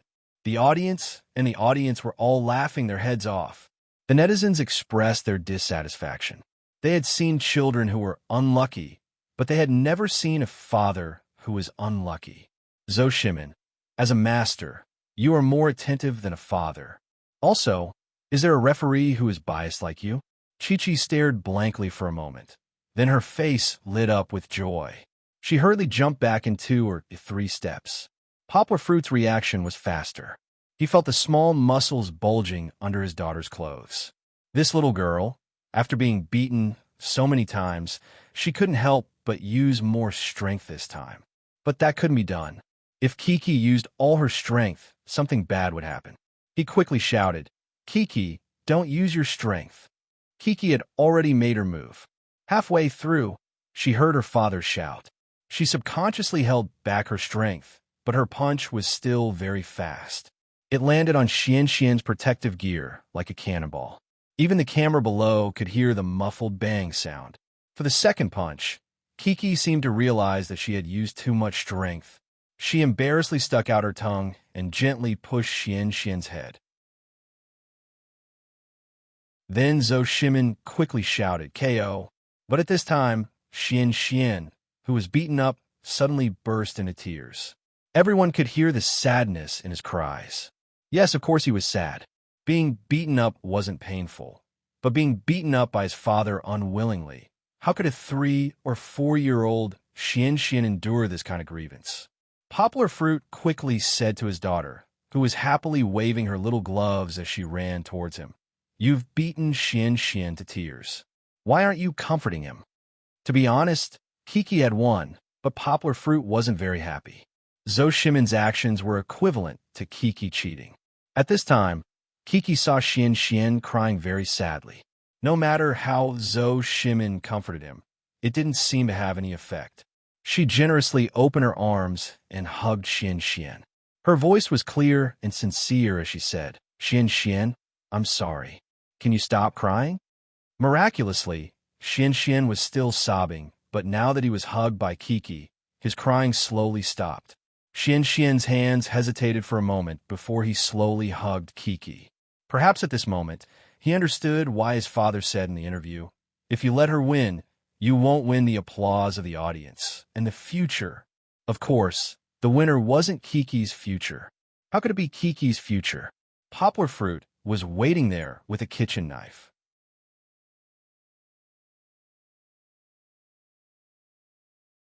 Chapter 1444. Kiki and Xianxian's boxing match ended with both Kiki and Xianxian winning. The village chief's ability to smooth things over was not weak at all. Xianxian's eyes were still filled with tears, but when he came down, he received Kiki's considerate consolation. It could be considered a blessing in disguise. Zhou Shimin and Poplar Fruit watched from the side with smiles on their faces. Zhou Shimin said to Poplar Fruit, "Poplar Fruit, your daughter really has a talent for boxing. I only taught her once or twice for many moves, and she was able to learn them very well. That might be because she trains regularly." Poplar Fruit smiled modestly. "I think, Poplar Fruit, if Xianxian wants to learn martial arts from you, why don't Kiki learn boxing from me?" Zhou Shimin suggested with a smile. "AI, that's not bad." Lin Yongjian smiled and agreed. He did not mind watching the drama unfold. After Kiki learns boxing, she won't have to be afraid of her husband bullying her when she gets married. Hu Jun chuckled and agreed. "That's right. If anyone dares to quarrel with Kiki, Kiki will punch them without a word. The world will be peaceful." Poplar Fruit chuckled and said, "Then I'll have to teach her not to bully others. A girl can't be so violent towards her husband. Boxing is fine for self-defense." Actually, Poplar Fruit was tactfully rejecting. How could he bear to let Kiki learn boxing? If the young lady was beaten black and blue, wouldn't Poplar Fruit's heart ache? Next, it was Nua E and Concon's match. The two of them did not know any boxing moves and could only rely on their instincts to wrestle with each other. In the end, the adults could only pull them apart, not knowing whether to laugh or cry. If they continued fighting, Nua E would probably cry again. The adult group also came twice for the match. Poplar Fruit and Zhou Shimin, Lu Yi, and Hu Jun. The latter two fought first. Their actions were exaggerated and their acting was shocking. Moves like a white crane spreading its wings and a dragon swinging its tail were thrown out randomly. It made everyone on and off the stage roll on the floor laughing. Poplar Fruit and Zhou Shimin's match was also a performance, but their acting was much more realistic. After all, they were both people with real martial arts. Poplar Fruit secretly signaled Zhou Shimin to attack quickly while he relied on his body's agility to dodge his punches. It looked like every punch was pushing Yang Guo to the brink of death, causing the audience to cry out in alarm. But in reality, nothing happened to the two of them. Zhou Shimin's fists repeatedly brushed past Poplar Fruit's protective gear. And when Poplar Fruit's fists landed on Zhou Shimin's body, they would leave without stopping. Zhou Shimin and Poplar Fruit also loved to act. The two of them would cry out in pain from time to time, but in reality, Zhou Shimin could not hit Poplar Fruit. And with the strength of Poplar Fruit's touch, he probably could not even kill a mosquito. "Oh, all right. The village chief was scared out of his wits. He thought that the two of them had taken things too hard and hurriedly came forward to stop the fight. In his heart, he grumbled, "We are not in a real-life fighting program. Is there a need to be so competitive?" But when he went forward to pull the two of them apart, everyone focused their eyes. Poplar Fruit and Zhou Shimin were standing there looking relaxed as they chuckled at each other. As for their looks, they did not show any signs of pain for being beaten up. "Actually, we were not really fighting. We were just acting," Zhou Shimin said. The two of them performed their fighting moves together in slow motion. Zhou Shimin slowly threw a punch at Poplar Fruit, and at the moment when it was close to his cheek, Poplar Fruit had already turned his head and dodged it. Thinking back, everyone also realized that just now, they seemed to have only been shouting and cheering. They did not hear the sound of the boxing gloves hitting the body. The village chief did not know whether to laugh or cry as he patted the two of them. When it came to love acting, the two of them were even more exaggerated than the two old urchins from before. At night, after dinner, everyone went outside to enjoy the cool air. The film city at night was not as hot as it was in the morning. All the dads lined up in a row, ready to start playing the game. This game was similar to the previous trip, where the dads touched hands to recognize their wives. But this time it was the 5 kids. They had to wear blindfolds, touch their faces, and then find their fathers. However, the person they were looking for was not their own father, but the temporary father that they had laughed and worked hard to complete the task with today. Although this process made the real dads a little jealous, there were still many exciting scenes that made people convulse with laughter. For example, when Nua-e was searching, he touched it. June held it in for a while, then finally pushed Nua-e's hand away and said, "Nua-e, you touched the wrong person." Another example was when Xian and June discussed that when it was his turn, June would help identify him. But unexpectedly, June was carried away by Zhou Shimin at the beginning. Xian stood there helplessly and shouted for June for a long time, but no one responded. Also, the funniest ones were Kong and June. The two of them wore blindfolds, and as they touched each other, they hugged each other. That look of camaraderie was simply unbearable to look at. Kong suddenly said, "Ah, my wife." That immediately poked at the crowd's laughing point. All the dads who were holding back their anger burst out laughing. June also gave a passionate response, "Hubby." It seemed that the best newbie Lanyu couple was not Kong and Nua-e, but Kong and June. It was now Kiki's turn. The little girl wore blindfolds, and she touched her left side to right side. In the middle, she stopped at her father's side. She gently pinched Poplar Fruit's chin and mouth, then giggled. I know this." Kiki could not see, so she turned her head to the air and pointed at Poplar Fruit as she said with a smile, "Are you sure that he is your father today?" The village chief walked over and asked. No, this is my papa." Chi giggled. "Not a temporary papa." Poplar Fruit's face bloomed with a smile. He was very satisfied with his daughter's performance. Although she was not looking for him, she was able to recognize his identity so quickly. This showed that the father and daughter were actually connected by heart. All right, Kiki was going to find her temporary papa. When she touched Zhou Shimin's face, Kiki pondered for a long time. She repeatedly touched Zhou Shimin's chin and pinched Zhou Shimin's mouth. Finally, Kiki could not contain her joy as she pointed at Zhou Shimin and said, It's him. Are you sure? Have you chosen? Are you not going to change it?" The village chief was still deliberately mystifying. Kiki hesitated for a moment, then touched his face again. Finally, she firmly nodded her head. It's him. I know, he has a beard here." After she took off her blindfold, she happily jumped into Zhou Shimin's arms and pointed at his chin. Zhou Shimin also liked such a cute little girl who loved to laugh. He hugged Kiki and shook her. After he let go of the little girl, he put his hand on Poplar Fruit's shoulder and said with envy, I also want a daughter." Poplar Fruit proudly patted Zhou Shimin's shoulder and said proudly, "Hurry up and have another one." These 2 months, Xiaohan's work has begun to become busy. This burden before the new year is not easy, so I can only write 2 chapters a day. However, this book is coming to an end. Xiaohan is working hard to write a different and complete ending. I hope that readers will continue to support me. Xiaohan is very grateful.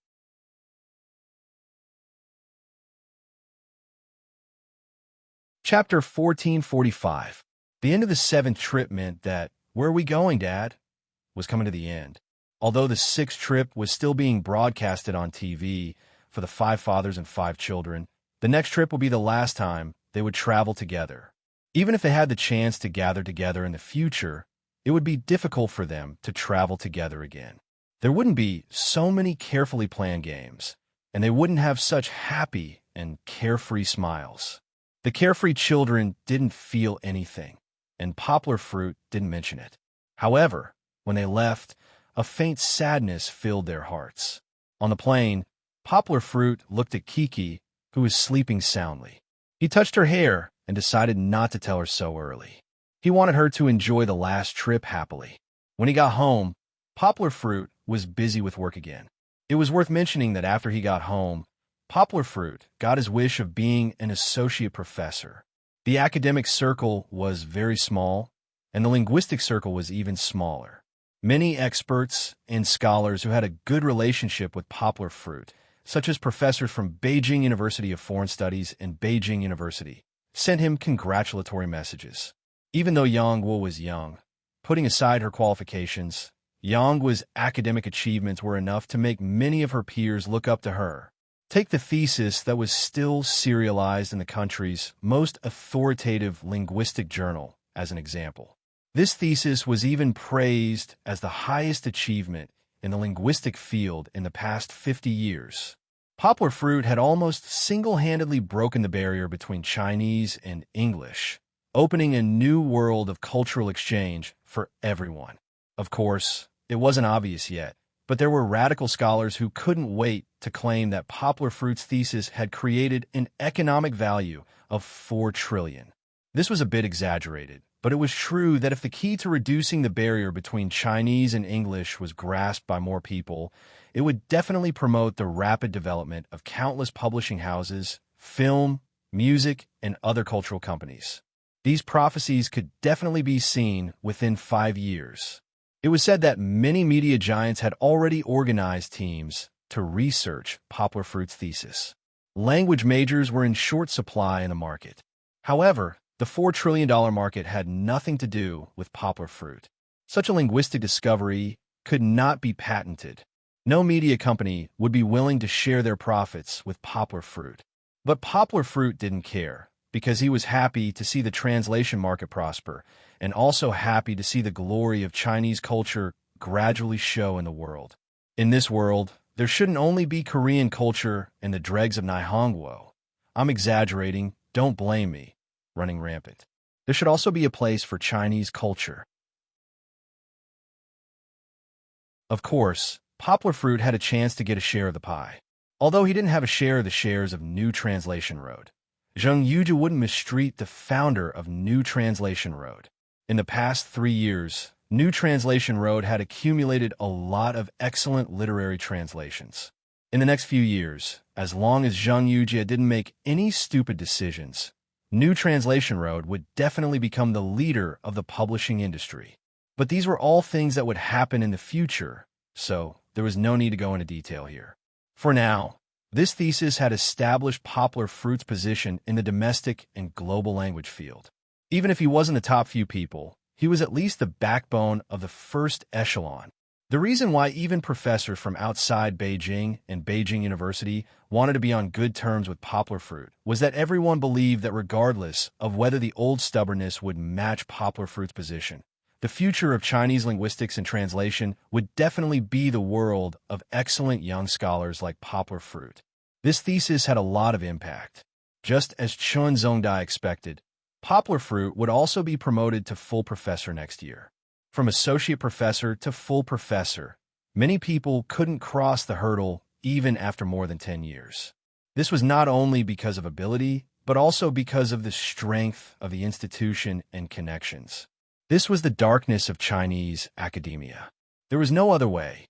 Therefore, poplar fruit's ease was bound to arouse the jealousy of some people. They didn't care why poplar fruit was successful. They just felt that there was a conspiracy behind it.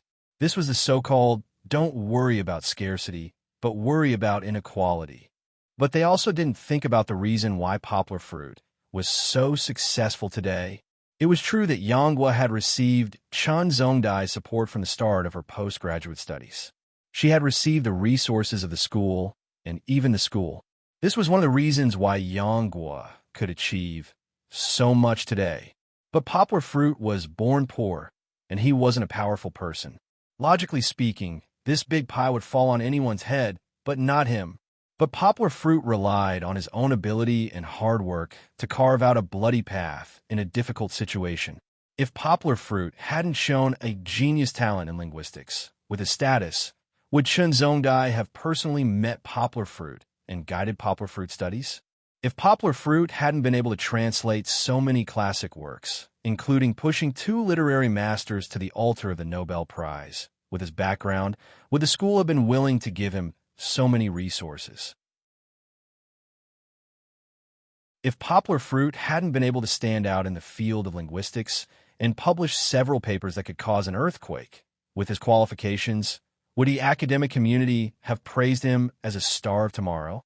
The saying that not everyone could succeed so easily was true, because sometimes in life, there were a lot of factors outside of fair competition. But those who could reach the peak of excellence were definitely able to crush those unfair people with their own ability and hard work. However, after saying so much, Poplar Fruit himself didn't care about the rumors in the outside world.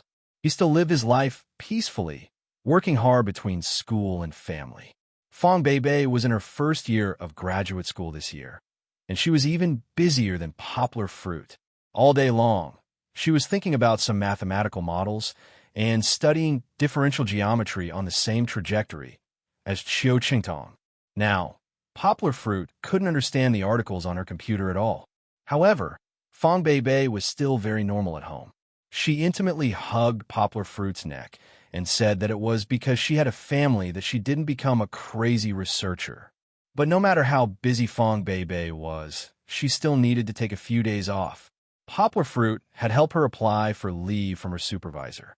This was because in the next week, they were going to a beautiful seaside city in Australia for a vacation.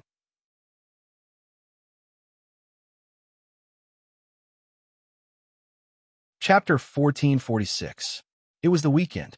Poplar Fruit happened to have no classes, so he went to New Translation Road to visit Zheng Yujie, who did not seem to be in a good mood when she called recently.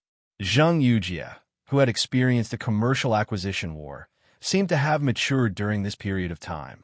She learned a lot of experience and skills in running a big company from her aunt.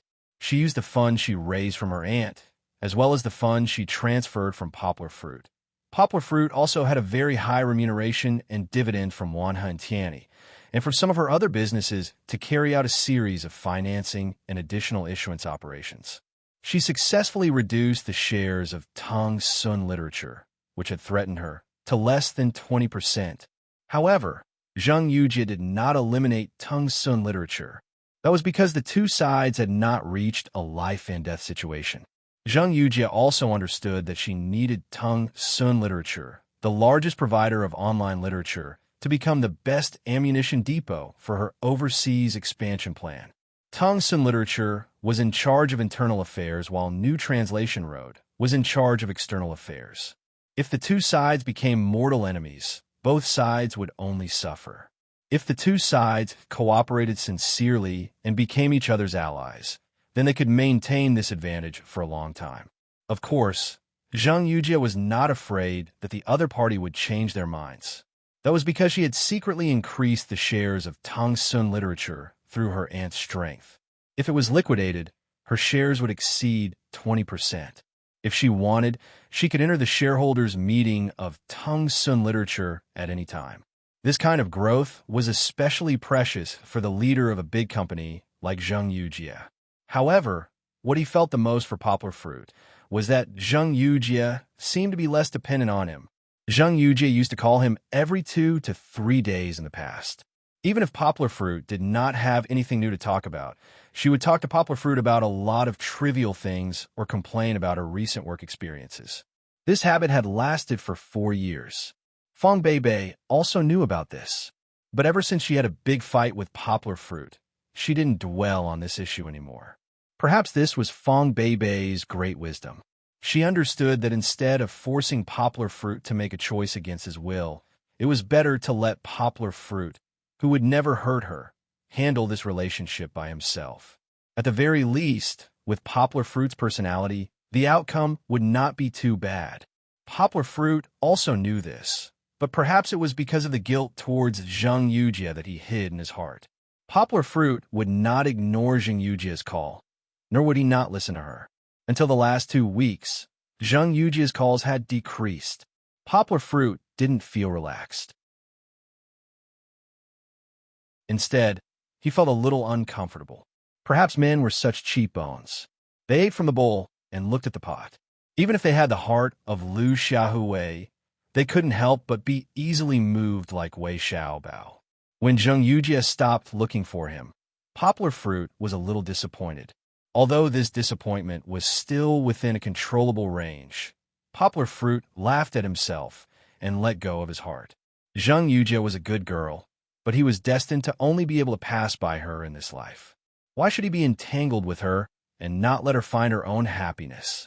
This was also unfair to his wife.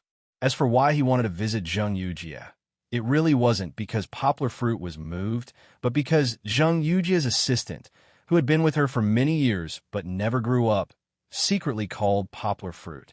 She said that Zheng Yujie had recently been working without caring about her health, and sometimes she would secretly wipe her tears in the office. Well, even if it wasn't an ambiguous relationship like the assistant thought, from the perspective of friendship, Poplar Fruit should still visit Zheng Yujie. But when Poplar Fruit came to Zheng Yujie's office, she was acting as usual. Instead, when she saw Poplar Fruit, she calmly said, "You're here? Just in time. I also have something to talk to you about." Zheng Yujie took out a document from the drawer with a lock, handed it to Poplar Fruit, and said, "Sign it." She still spoke and did things in the same tone as before. She was in a rush and meant what she said, but not very overbearing. But Poplar Fruit had a feeling that there was a bit of a gap between himself and Zheng Yujie. It wasn't very deep, but he was inexplicably a little flustered, as if this gap could never be filled up. In silence, Poplar Fruit opened the document and slowly read it, but Poplar Fruit himself didn't know what he was looking at.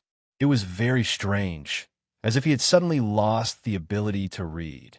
This document was only a few pages, but Poplar Fruit read it for half an hour. Then, his mind went blank, and he couldn't remember what he was looking at. Looking up, he suddenly saw that Zheng Yujie's face was already unknowingly full of tears. That pretty face, after being washed away by tears and foundation, could no longer hide her haggard and sad face. What was going on? Poplar Fruit was shocked. He opened the document again and roughly scanned it. Poplar Fruit was not unfamiliar with it. It was a share transfer letter that he had seen before. The transfer was still the shares of New Ilu, still 20%, but this time it was Zheng Yujie who transferred it to him. If Poplar Fruit signed it, then the transfer of the shares would take effect. The shares that seemed to be returned by Zheng Yujie would still remain in Poplar Fruit's name. However, the 20% in the past and the 20% now were two completely different things. 2 months ago, this 20% was worth 400 million. Now, because of financing and additional issues, this 20% was as high as 600 million. But Poplar Fruit didn't care about the amount of money because perhaps only he would understand the emotional significance of this share transfer letter to Zheng Yujie. At that time, Poplar Fruit transferred the shares to Zheng Yujie for free. That was not only because Zheng Yujie had helped him raise 100 million ransom, nor was it because he owed Zheng Yujie in his heart. There was affection and righteousness in this. Affection and righteousness, when put together, meant one thing, and when taken apart, meant another. Zheng Yujie's action now seemed to be returning the shares to its rightful owner, but it was also related to these two words. It was just that she returned the affection and kept the righteousness. To be honest, Poplar Fruit really didn't care about the shares that others thought were valuable. Even if it was normal times and Zheng Yujie wanted to transfer the shares to him, he wouldn't mind signing it. However, Zheng Yujie's face was full of tears at the moment, and her eyes showed that she had lost her soul.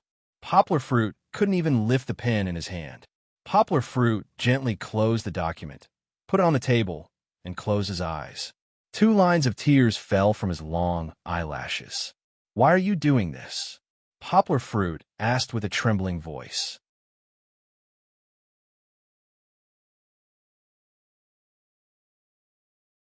Chapter 1447. Poplar Fruit let out a long sigh and threw the document on the table. He rubbed his aching eyebrows and wiped away his tears. "I won't sign this." From his expression, anyone could see that he was very resistant. "Why?" Zheng Yujie was confused and asked without rhyme or reason. "Why?" Yangguo was even more baffled as she asked the question back. Zheng Yujie stared blankly at Poplar Fruit. Her tears flowed slowly, but as if it had nothing to do with her, she repeatedly muttered, "Why? Why?" Poplar Fruit didn't say anything and waited quietly. Zheng Yujie seemed to have slowly recovered some of her spirit. She asked sadly, "Aren't you going to get married?" Her voice was dull, but it was the bitterness that spiraled up from the bottomless abyss. Poplar Fruit was stunned. Countless clues flashed through his mind. Of course, he was no longer the hothead of the past. Although his EQ wasn't high, he could still grasp the reason why Zheng Yujie was sad. It should be the program that was broadcast not long ago. Poplar Fruit smiled bitterly, but more than that, he felt guilty. He looked at Zheng Yujie and said softly, "Yujie, you should know that Bebe and I have already registered our marriage. What we still owe now is a formal wedding. So, strictly speaking, I am already married." Poplar Fruit didn't know what to say next. "That's different." Zheng Yujie pursed her lips, and tears poured out. "What's different?" Poplar Fruit was confused. He really didn't know what a formal wedding meant to women. "It's different." Zheng Yujie stubbornly raised her head, and a few drops of tears fell on the table. "But you can understand that this is already a fact." Poplar Fruit probably didn't understand that a man's rationality would never work in front of a woman's emotions. "Fact my ass." Zheng Yujie wanted to burst into tears, but with her personality, crying silently in front of Poplar Fruit was already her limit. The more she thought about it, the more upset she became. She kicked Poplar Fruit under the table. Hiss! This little girl's kick was really ruthless. She was already 30 years old. Why was she still so unstable? Poplar Fruit's calf bone was kicked by Zheng Yujie, and he immediately sucked in a breath of cold air. Even he couldn't help but stretch out his hand to rub it. It wasn't easy for him to recover. "What do you want?" Poplar Fruit asked helplessly. "Sign it."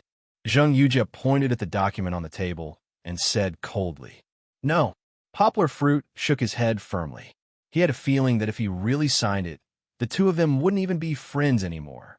It was as if the two of them would gradually drift apart in the future, from being familiar with each other to not being willing to greet each other when they met, and then eventually becoming passersby.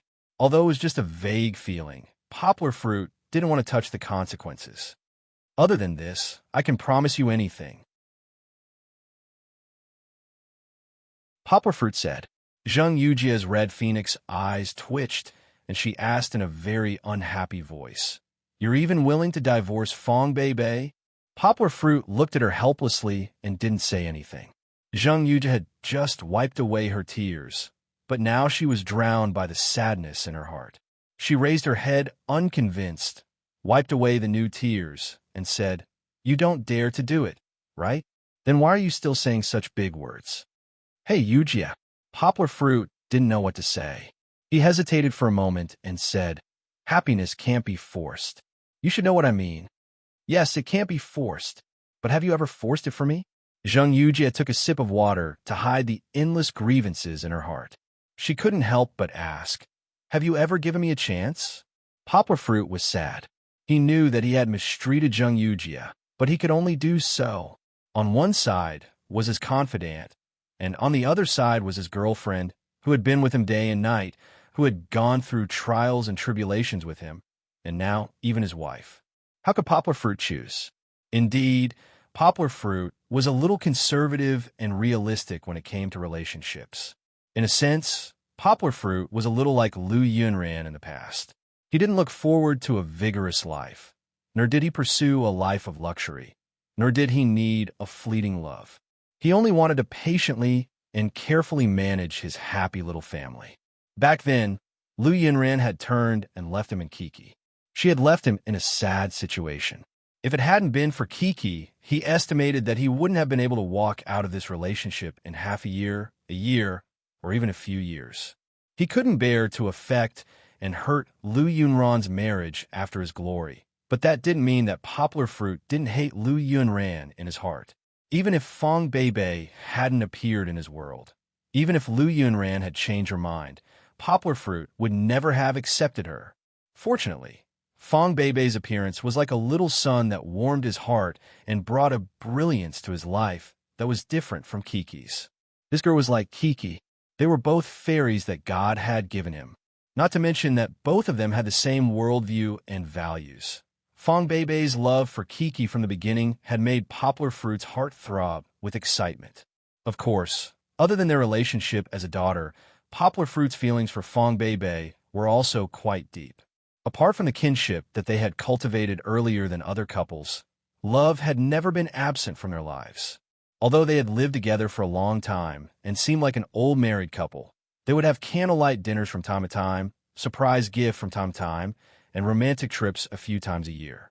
Moreover, the two of them had already registered their marriage, but they still owed a wedding that would only be held next year. With Poplar Fruit's character, how could he give up his originally happy family and give his arms to his confidant? Yes, Poplar Fruit owed Jung Yujia, but this wasn't a reason for him to lose his rationality and have an affair. Others might, but not Poplar Fruit, who had a daughter, Poplar Fruit. Poplar Fruit was very clear about this, and so was Jung Yujia. She felt very tired, the kind of tiredness that came from running a marathon but never seeing the end. Looking at Poplar Fruit's silence, Jung Yujia felt even more uncomfortable. She closed her eyes, and when she opened them again, there was a touch of determination. She pushed the document over and said softly, "Sign it. Like you said, it's good for you and for me." Poplar Fruit was very flustered. He pushed the document away, pushed the chair away, and stood up. His knee was still on the edge of the table, but it didn't hurt. "I said I'm not signing it," Poplar Fruit shouted impatiently. This was a loss of self-control that the usually calm him had never done. He turned his head and walked out, but stopped halfway. He lowered his head and said softly, "It's very chaotic today. It's best that we all calm down. I still have something to do, so I'll leave first." Jung Yujia was silent. Just as Poplar Fruit's hand touched the door handle of the office, she suddenly stood up and cried with tears streaming down her face. "Poplar Fruit, everyone don't worry. Sister Zhang's story isn't over yet.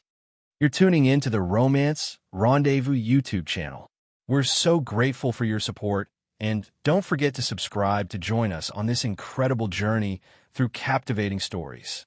Your generosity through donations truly makes a world of difference, as it's the primary source of revenue that allows me to expand and enhance this channel for you.